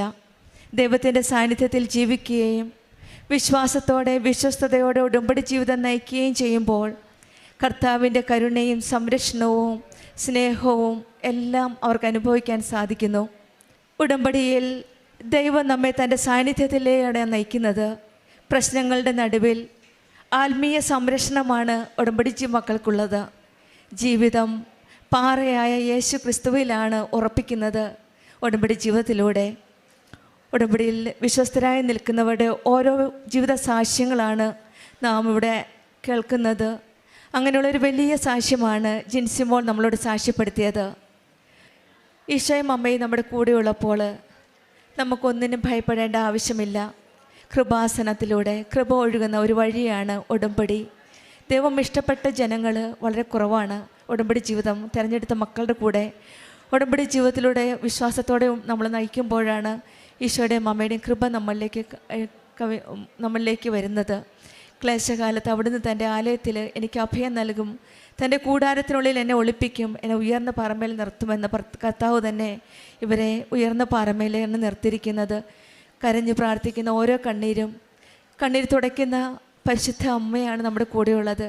ജീവനോടെ പ്രത്യക്ഷപ്പെട്ട ഈ ആലയത്തിൽ വന്ന് കരഞ്ഞു പ്രാർത്ഥിക്കുന്ന നമ്മുടെ ഓരോ പ്രാർത്ഥനയും ഈശോയും അമ്മയും കേട്ട് നമ്മുടെ കണ്ണീരൊപ്പുന്ന അമ്മയാണ്, നമ്മെ സംരക്ഷിക്കുന്ന അമ്മയാണ് നമ്മുടെ കൂടെയുള്ളത്. നമുക്ക് നമ്മുടെ ഉടമ്പടി ജീവിതത്തിൽ വിശ്വസ്തയോടെ പരിശുദ്ധമ്മയുടെ കരം പിടിച്ച് ഉടമ്പടി ജീവിതം മുന്നോട്ട് നയിക്കാം. ജിൻസി മോൾക്കും കുടുംബത്തിന് ലഭിച്ച ഈ വലിയ അനുഗ്രഹങ്ങൾക്കും രോഗസൗഖ്യങ്ങൾക്കും നമ്മൾക്ക് കരങ്ങളടിച്ച് ദൈവത്തെ അമ്മ പ്രത്യക്ഷപ്പെട്ട ഈ അൾത്താരയുടെ മുന്നിൽ എന്നെ എൻ്റെ ഭർത്താവിനെയും നിർത്തിയതിന് പരിശുദ്ധ അമ്മയോടും തിരുക്കുമാരനോടും കോടാനുകോടി നന്ദി പറയുന്നു. എൻ്റെ പേര് നീതു, ഇതെൻ്റെ ഹസ്ബൻഡ് സജിത്ത്. ഞാൻ 14/6/2025 ഉടമ്പടി എടുത്തത്. എൻ്റെ ഹസ്ബൻഡിൻ്റെ ജോലി ആവശ്യ സംബന്ധമായാണ് ഞാൻ ആദ്യം ഉടമ്പടി എടുത്തത്. ആൾ റൊമാനിയയിലായിരുന്നു, ഷെഫായിരുന്നു. അപ്പോൾ റൊമാനിയയിൽ ചെന്നപ്പോൾ ആൾക്ക് ലാംഗ്വേജ് പരമായി ഭയങ്കര ബുദ്ധിമുട്ടായിരുന്നു. അവിടെ റൊമാനിയൻ ലാംഗ്വേജാണ് ഉപയോഗിക്കുന്നത്. ആൾ ഇംഗ്ലീഷ് നന്നായിട്ട് സംസാരിക്കും. അപ്പോൾ ഡ്യൂട്ടി സമയത്ത് ഈ ലാംഗ്വേജിൻ്റെ പ്രശ്നം വളരെ ബുദ്ധിമുട്ടുണ്ടായിരുന്നു. അത് ജോലിയെ ഒരുപാട് ബുദ്ധിമുട്ടുണ്ടാക്കി. ദിവസവും വിളിക്കുമ്പോൾ എന്നും ഇങ്ങനെ പരാതി പറച്ചില്ല, എനിക്ക് വയ്യ, എനിക്ക് നിർത്തി, ഞാൻ പോരും, എനിക്കിവിടെ നിൽക്കാൻ പറ്റത്തില്ല. നമുക്ക് ആളുടെ കോള് വരുമ്പോഴത്തേനും നമുക്ക് ദൈവമേ ഇന്ന് എന്ത് പറയാനാണ് വിളിക്കുന്നത് എന്നുള്ളൊരിതായി. ലാസ്റ്റ് ഞാൻ പറഞ്ഞു നിൽക്കാൻ പറ്റുന്നില്ലെങ്കിൽ നിർത്തി പോരുക, അല്ലാണ്ട് നമുക്കിപ്പോൾ ഒന്നും ചെയ്യാൻ പറ്റത്തില്ല. ആ ഒരവസ്ഥയിൽ അവിടെ ചർച്ചിൽ പോയി ആൾ മെഴുകുതിരി കത്തിച്ച് പ്രാർത്ഥിക്കുമായിരുന്നു. ഞങ്ങൾക്ക് പ്രാർത്ഥനയൊന്നും അറിയത്തില്ലായിരുന്നു. ചർച്ചിൽ പോയി മെഴുകുതിരി കത്തിച്ച് പ്രാർത്ഥിക്കുന്ന സമയം, അതുപോലെ യൂട്യൂബിൽ പ്രാർത്ഥന കേൾക്കുന്ന സമയത്താണ് കൃപാസനത്തിലെ ഒരു സാക്ഷ്യം ആളുടെ ഫോണിൽ കാണുന്നത്. അത് കാണാൻ കാരണം എന്നാന്ന് വെച്ചാൽ ആളുടെ ഒരു സ്കൂൾ മേറ്റിൻ്റെ സാക്ഷിയായിരുന്നു. അയാളെ കണ്ടുകൊണ്ട് ആൾ ആ സാക്ഷ്യം കേട്ടതാണ്. കേട്ട് കഴിഞ്ഞപ്പോഴാണ് കൃപാസനത്തെക്കുറിച്ചും മാതാവിനെക്കുറിച്ചും ഒക്കെ അറിഞ്ഞത്. അപ്പോൾ ആൾ വേഗം യൂട്യൂബിൽ വീണ്ടും സെർച്ച് ചെയ്ത് മാതാവിനെ കുറിച്ച് കൂടുതൽ അറിയുകയും എന്നോട് അത് പറയുകയും ചെയ്തു. എന്നിട്ട് ആൾ ഓൺലൈൻ ഉടമ്പടി എടുത്ത് പ്രാർത്ഥിച്ചു. എനിക്കും പ്രാർത്ഥനയൊക്കെ അയച്ചു തന്ന് ഞങ്ങൾ രണ്ടുപേരും പ്രാർത്ഥിച്ചു. ആൾ ഓൺലൈൻ ഉടമ്പടിയിലും ഞാൻ അല്ലാണ്ടും ഇരുന്ന് പ്രാർത്ഥിച്ചു. പിന്നീട് ആ ജോലിയിലുണ്ടായ മാറ്റം എന്ന് വെച്ചാൽ പറയാൻ പറ്റത്തില്ല. ആളോട് ആ സമയത്ത് കൂടെ ഉണ്ടായിരുന്ന ജോലി ചെയ്യുന്ന അവർ റൊമാനിയൻസ് ആയതുകൊണ്ട് തന്നെ അവർ വളരെ റഫായിട്ടായിരുന്നു പെരുമാറിയിരുന്നത്. അതൊക്കെ അങ്ങ് മാറി. പിന്നീട് അവർ സ്നേഹത്തോടെ ആയി. വേറെ പ്രശ്നങ്ങളൊന്നും ഇല്ലാണ്ട് ജോലിയിൽ ഉണ്ടായിരുന്ന ആ ബുദ്ധിമുട്ടുകളെല്ലാം മാറി. പിന്നീട് പുള്ളി ജോലിയുടെ കാര്യങ്ങൾ വേറെ ഇൻ്റർവ്യൂകളൊക്കെ അറ്റൻഡ് ചെയ്ത് ഇരുന്നു. പിന്നെ സാലറി ഇൻക്രിമെൻ്റ് ഉണ്ടായി. ആ സമയത്താണ് ഞാൻ എൻ്റെ വീട് മോറ്റയാണ്, അവിടെ പോയിട്ട് വീട്ടിൽ 2 മാസം നിന്നിട്ട് വന്നു കഴിഞ്ഞപ്പോഴത്തേനും ഇങ്ങനെ സംസാരിക്കുന്ന ഇടയ്ക്ക് എൻ്റെ അടുത്ത് ഒരാൾ പറഞ്ഞു, തൻ്റെ തൊണ്ടയിലൊരു തടിപ്പ് പോലെ കാണുന്നുണ്ടല്ലോ, അത് ശ്രദ്ധിച്ചില്ലേന്ന് ചോദിച്ചു. അപ്പോഴാണ് ഞാനും അത് ശ്രദ്ധിക്കുന്നത്. പിന്നെ ഞങ്ങൾ ആലപ്പുഴ ജനറൽ ഹോസ്പിറ്റലിൽ ഡോക്ടറെ പോയി കണ്ടു കഴിഞ്ഞ് ഡോക്ടർ, അപ്പോൾ എനിക്ക് ഭയങ്കര പേടിയാണ്. എന്നെ എൻ്റെ നാത്തൂനും എൻ്റെ ഫ്രണ്ടും കൂടെ താങ്ങി പിടിച്ചാൽ കൊണ്ട്. അപ്പോൾ ഡോക്ടർ എന്നെ പേടിച്ചു പോയി, എന്ത് പറ്റി, എന്താ ഇങ്ങനെ വരുന്നത്? അപ്പോൾ അവർ പറഞ്ഞു ഇവർക്ക് പേടിയാണ് ഇങ്ങനെ. അപ്പോൾ ഡോക്ടർ പറഞ്ഞു ഞാൻ നോക്കട്ടെ എന്ന് പറഞ്ഞ് നോക്കിക്കഴിഞ്ഞപ്പോൾ പറഞ്ഞു ഒരു ചെറിയൊരു തടുപ്പുണ്ട്, നമുക്ക് ആദ്യം ഇത് സ്കാൻ ചെയ്യണം, സ്കാൻ ചെയ്തിട്ട് നമുക്ക് ക്യാൻസർ ടെസ്റ്റ് ചെയ്യാം, ആദ്യം പോയി സ്കാൻ ചെയ്യാൻ പറഞ്ഞു. അങ്ങനെ പോയി സ്കാൻ ചെയ്ത് ഡോക്ടറെ കാണിച്ചപ്പോൾ ഡോക്ടർ പറഞ്ഞു ഇച്ചിരി വലിയ മുഴയാണ്. അപ്പോഴത്തേനും ഞാൻ അത് കേട്ട വഴി ഞാൻ അവശതയായി, ആകെ ഇതായി. അപ്പോൾ ഡോക്ടർ അത് കഴിഞ്ഞിട്ട് പിന്നെ വന്നിട്ട് പറഞ്ഞു തൈറോയിഡിൻ്റെ ആവാനാണ് ചാൻസ് എന്ന് പറഞ്ഞു.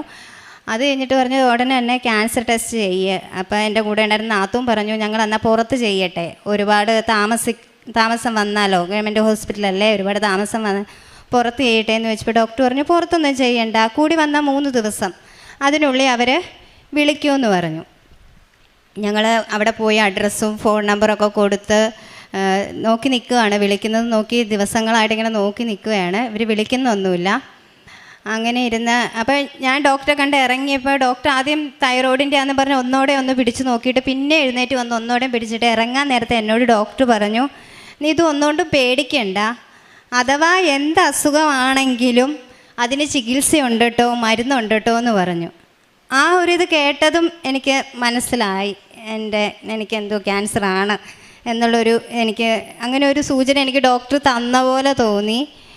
അപ്പം ഒരാഴ്ചയായിട്ടും ഹോസ്പിറ്റലിൽ നിന്ന് വിളിക്കാത്ത കാരണം ഞാനും എൻ്റെ ഒരു ഫ്രണ്ടും കൂടെ വന്ന് ഹോസ്പിറ്റലിൽ തിരക്കി കഴിഞ്ഞപ്പോൾ അവർ പറഞ്ഞു തിരക്കാണ്, അതുകൊണ്ടാണ് വിളിക്കാത്ത, എമർജൻസി ആയിട്ടുള്ളതൊക്കെ ആദ്യം ചെയ്യുകയാണ്, വിളിക്കും എന്ന് പറഞ്ഞു.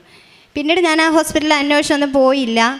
ഞാനിവിടെ വന്ന് ഹസ്ബൻഡ് പറഞ്ഞു ഞാൻ വരാൻ നോക്കി നിൽക്കണ്ട, നീതു ഇവിടെ വന്ന് ഉടമ്പടി എടുക്ക്, ഞാൻ ഓൺലൈൻ ഉടമ്പടിയിലാണ്, നീതു വന്ന് ഡയറക്റ്റ് ഉടമ്പടി എടുക്കാൻ വന്ന് ഞാനിവിടെ വന്ന് ഉടമ്പടി എടുത്ത് മാതാവിനോട് പ്രാർത്ഥിച്ചു. 3 ദിവസത്തിനുള്ളിൽ വിളിക്കൂ എന്ന് പറഞ്ഞിട്ട് 3 മാസമായിട്ടും അവരെന്നെ വിളിച്ചില്ല. ഞാൻ ഉടമ്പടി തൈലവും ഉപ്പും എല്ലാം ഉപയോഗിച്ച് മാതാവിനോട് കരഞ്ഞ് പ്രാർത്ഥിച്ചു. എനിക്ക് 2 ചെറിയ പെൺകുട്ടികളാണ്. ഞാൻ എൻ്റെ മാതാവിനോട് പറഞ്ഞു എൻ്റെ മാതാവേ അവർ തീയും വെള്ളവും ഒന്ന് തിരിച്ചറിയുന്നോടം വരെയെങ്കിലും എനിക്ക് ജീവിക്കണം. അവർ മുഷിഞ്ഞ യൂണിഫോം ഇട്ട് സ്കൂളിൽ പോകുന്നതും അലക്ഷ്യമായി മുടിയിട്ട് സ്കൂളിൽ പോകുന്നതൊന്നും എനിക്ക് ചിന്തിക്കാൻ കൂടി വയ്യ. അവരവരുടെ കാര്യങ്ങൾ സ്വയം ചെയ്യുന്നത് വരെയെങ്കിലും എനിക്ക് ജീവിക്കണം മാതാവേ, എനിക്കൊന്നും വരുത്തല്ലേ. അത് തന്നെയല്ല എനിക്ക് ആൻറ്റിബയോട്ടിക്, പെയിൻ കില്ലർ എല്ലാം അലർജിയാണ്. ഡെലിവറി സമയത്ത് വെറും പാരസെറ്റാമോൾ മാത്രം കഴിച്ചാണ് എനിക്ക് പാരസെറ്റാമോൾ മാത്രം, ഒരു മരുന്ന് പോലും എനിക്ക് കഴിക്കാൻ വയ്യ. ഞാൻ മാതാവിനോട് പറഞ്ഞു മാതാവേ എന്നെ ഓപ്പറേഷൻ ചെയ്യല്ലേ, എനിക്ക് മരുന്ന് കൊണ്ട് തന്നെ മാറണേ. 3 മാസമായിട്ടും ഒരാളില്ലാണ്ട് എൻ്റെ കൂടെയുള്ളവരെല്ലാം വഴക്ക് പറഞ്ഞു. മനുഷ്യൻ്റെ ശരീരത്തിന് ആവശ്യമില്ലാത്ത വസ്തുക്കൾ എന്തിനാണ് വെച്ചുകൊണ്ടിരിക്കുന്നത്, എത്രയും പോയി ടെസ്റ്റ് ചെയ്യുക, ഇനി അവിടെ നിന്ന് വിളിക്കുന്നത് നോക്കണ്ട എന്ന് പറഞ്ഞ് ഞാനൊരു പ്രൈവറ്റ് ഹോസ്പിറ്റലിൽ വന്ന് ഡോക്ടറെ കണ്ട് ചെക്ക് ചെയ്യാൻ പറഞ്ഞു. ക്യാൻസർ ടെസ്റ്റിന് ചെക്ക് ചെയ്തു, റിസൾട്ട് വന്നു. ഞാൻ അതുകൊണ്ട് ഡോക്ടറിൻ്റെ അടുത്ത് വന്നപ്പോൾ ഡോക്ടർ പറഞ്ഞു ഒരു കുഴപ്പവും ഇല്ല, ഓപ്പറേഷനും ചെയ്യണ്ട, ഒരു മരുന്ന് പോലും കഴിക്കണ്ട എന്ന് പറഞ്ഞു. 3 മാസത്തിനുള്ളിൽ മാതാവ് എന്നോട് ഞാൻ ആദ്യം പോയി കണ്ട ഡോക്ടർ നല്ല ഡോക്ടറാണ്, ഗവൺമെൻറ് സർവീസിലുള്ള ഡോക്ടറാണ്, എല്ലാവർക്കും നല്ല വിശ്വാസം. അപ്പോൾ ആ ഡോക്ടർ അത്രയും ഉറപ്പോടെ എന്നോട് നീതു എന്തുണ്ടെങ്കിലും മരുന്നുണ്ട് കേട്ടോ എന്ന് അത്ര ഇതോടെ ഡോക്ടർ പറഞ്ഞപ്പോൾ എല്ലാവർക്കും മനസ്സിലായി ഇത് ക്യാൻസർ ആയിരിക്കുമെന്ന് തന്നെ ഞങ്ങൾ വിശ്വസിച്ചിരുന്നത്. പക്ഷേ പരിശുദ്ധ അമ്മ അത് എനിക്ക് മാറ്റി തന്നു. പിന്നീട് സെക്കൻഡ് ഒപ്പീനിയന് വേണ്ടി വേറെ 2 മെയിൻ നല്ല ഹോസ്പിറ്റലിൽ ഞങ്ങൾ ചെന്ന് നോക്കി. അപ്പോഴും ആ ഡോക്ടർ പറഞ്ഞു ഒരു കുഴപ്പമില്ല, മരുന്ന് പോലും കഴിക്കേണ്ട, അതങ്ങ് മാറിക്കോളും, തനിക്ക് എന്തെങ്കിലും ഭക്ഷണം ഇറക്കാൻ ബുദ്ധിമുട്ടോ സംസാരിക്കാൻ എന്തെങ്കിലും ബുദ്ധിമുട്ടോ ഉണ്ടെങ്കിൽ മാത്രം എന്തെങ്കിലും ടെസ്റ്റ് ചെയ്യുമോ നോക്കുമോ എല്ലാം ചെയ്താൽ മതി, അല്ലാണ്ട് ഒരു കുഴപ്പവും ഇല്ല എന്ന് പറഞ്ഞു. അപ്പോൾ ഈ സമയത്ത് ഹസ്ബൻഡ് എനിക്ക് വയ്യാണ്ട് വന്നപ്പോൾ ജോലി അവിടെ നിന്ന് നിർത്തി നാട്ടിലേക്ക് വന്ന് ഞങ്ങൾ 2 പേരും കൂടെയാണ് ആ ഹോസ്പിറ്റലിലൊക്കെ പോയത്. പിന്നീട് ഞങ്ങൾക്ക് ഹസ്ബൻഡ് ഇവിടെ വന്ന് ഡയറക്റ്റ് ഉടമ്പടി എടുത്തു. ജോലിക്കാരുമായിരുന്നു പിന്നീട് ഞങ്ങൾക്ക് പ്രധാനമായിട്ടുള്ള വിഷയം. ഇൻ്റർവ്യൂ ഒക്കെ വന്ന് കൈ കിട്ടിയിട്ട് തിരിച്ച് മേടിച്ചുകൊണ്ട് പോകുന്ന അവസ്ഥയാണ്. ഷോർട്ട് ലിസ്റ്റ് ഇട്ടേക്കുവാണ് എന്നൊക്കെ പറയും. തിരിച്ച് റിപ്ലൈ ഒന്നും കാണാത്ത കാരണം അങ്ങോട്ട് മെയിൽ അയക്കുമ്പോൾ അവർ പറയും സോറി. അങ്ങനെ ഒരു 10-15ഓളം ഇൻ്റർവ്യൂ ഒക്കെ അറ്റൻഡ് ചെയ്തു. അങ്ങനെ ഇരുന്ന സമയത്ത് ഞങ്ങൾ വളരെ ബുദ്ധിമുട്ടിലാണ്. അറിയാം, കുഞ്ഞുങ്ങൾക്ക് പഠിക്കാൻ പോകണം, അവരുടെ ഫീസ്, ഓട്ടോ ഫീസ്, വീട്ടിലെ കാര്യങ്ങൾ എല്ലാം നടക്കണം. അപ്പോൾ മാതാവിനോട് ഞങ്ങൾ പ്രാർത്ഥിച്ചു, മാതാവേ ഞങ്ങളെ എത്രയും പെട്ടെന്ന് ജോലിക്കാരിയൊക്കെ ഒന്ന് ശരിയാവണേ, വളരെ ബുദ്ധിമുട്ടിലാണ്, ഞങ്ങൾക്ക് കാരുണ്യപ്രവൃത്തി പോലും ശരിക്കും ചെയ്യാൻ പറ്റാത്ത രീതിയിലുള്ള അവസ്ഥയാണ് എന്ന് പ്രാർത്ഥിച്ച് പിന്നീട് മാലിദ്വീപിൽ നിന്ന് ഒരു ഇൻ്റർവ്യൂ വന്നു. ഇൻ്റർവ്യൂ അറ്റൻഡ് ചെയ്ത് കഴിഞ്ഞാൽ അവരെ സെലക്ട് ചെയ്തിട്ട് വർക്ക് പെർമിറ്റ് അയച്ചു തന്ന് അത് സൈൻ ചെയ്ത് അയച്ചു. പിന്നീട് അവിടുത്തെ ഗവൺമെൻറ്റിൻ്റെ ഒരു പേപ്പർ കൂടി കിട്ടണം, അത് കിട്ടുന്നില്ല.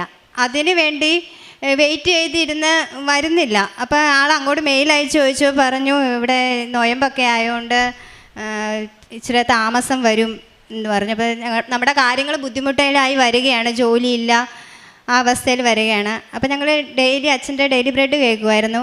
അതിൽ അച്ഛൻ പറഞ്ഞു 7 എന്ന നമ്പർ ഗോൾഡൻ ലെറ്ററിൽ കാണിക്കുന്നു എന്ന് പറഞ്ഞു. അത് ഞങ്ങൾ കേട്ടു. ഹസ്ബൻഡ് അത് ഉള്ളി കേട്ട് ശരിക്കും പ്രാർത്ഥിച്ച്, ഞാൻ ജസ്റ്റ് കേട്ടു, അങ്ങനെ എഴുതിയോളൂ. അത് കഴിഞ്ഞിട്ട് ഞങ്ങളിങ്ങനെ ജോലി ചെയ്തുകൊണ്ടിരുന്നപ്പോൾ എൻ്റെ അടുത്ത് പറഞ്ഞു, അച്ഛൻ ഇങ്ങനെ പറഞ്ഞായിരുന്നു, 7 എന്നൊരു നമ്പറിൻ്റെ കാര്യം അച്ഛൻ പറഞ്ഞായിരുന്നെന്ന് പറഞ്ഞു. അങ്ങനെ ഇരുന്ന് ഈ 7-ാം തീയതി ആയപ്പോഴേക്കും ആൾക്ക് വർക്ക് പെർമിറ്റ് വന്നു. അപ്പോൾ എന്നോട് പറഞ്ഞു, ഞാൻ പറഞ്ഞില്ലേ, അച്ഛൻ പറഞ്ഞു 7-ാം തീയതി എന്നൊരു ഇത് പറഞ്ഞില്ലേ, എനിക്ക് അന്ന് തന്നെ വന്നു. അന്ന് തന്നെ ഞങ്ങൾക്ക് വർക്ക് പെർമിറ്റ് വന്ന ആളത് സൈൻ ചെയ്തു. ഈ ഞായറാഴ്ച ആൾ മാലിദ്വീപിലേക്ക് പോവുകയാണ്. പിന്നീട് എനിക്ക് അലർജി ഉണ്ടായിരുന്നു. ഞാൻ ടാബ്ലറ്റ് എല്ലാം അലർജിയാണ്, ആൻറ്റിബയോട്ടിക്, പെയിൻ കില്ലർ എല്ലാം അലർജിയാണ്, ഡസ്റ്റ് അലർജിയാണ്, ഷെൽഫ് ഫുഡ് എല്ലാം അലർജിയാണ്.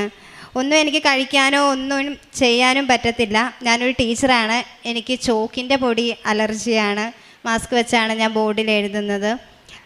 അപ്പോൾ അതൊക്കെ എനിക്ക് അലർജിയാണ്, എനിക്ക് ഭയങ്കര ബുദ്ധിമുട്ടാണ്. ഒരു 5 വർഷമായിട്ട് ഞാൻ രാത്രി മോണ്ടക് എന്ന അലർജിയുടെ ഗുളിക കഴിച്ചിട്ടാണ് കിടന്നുറങ്ങുന്നത്. ഒരു ദിവസം ചിലപ്പോൾ അത് മേടിക്കാൻ മറന്നുപോയി, എനിക്ക് കഴിക്കാൻ പറ്റാണ്ട് വന്ന ഒരു രാത്രി 2 മണിയാകുമ്പോഴത്തേനും ഞാൻ എഴുന്നേക്കും. എൻ്റെ നെഞ്ചിലിരുന്ന് പ്രാവ് കുറുകും പോലെ കുറുകും.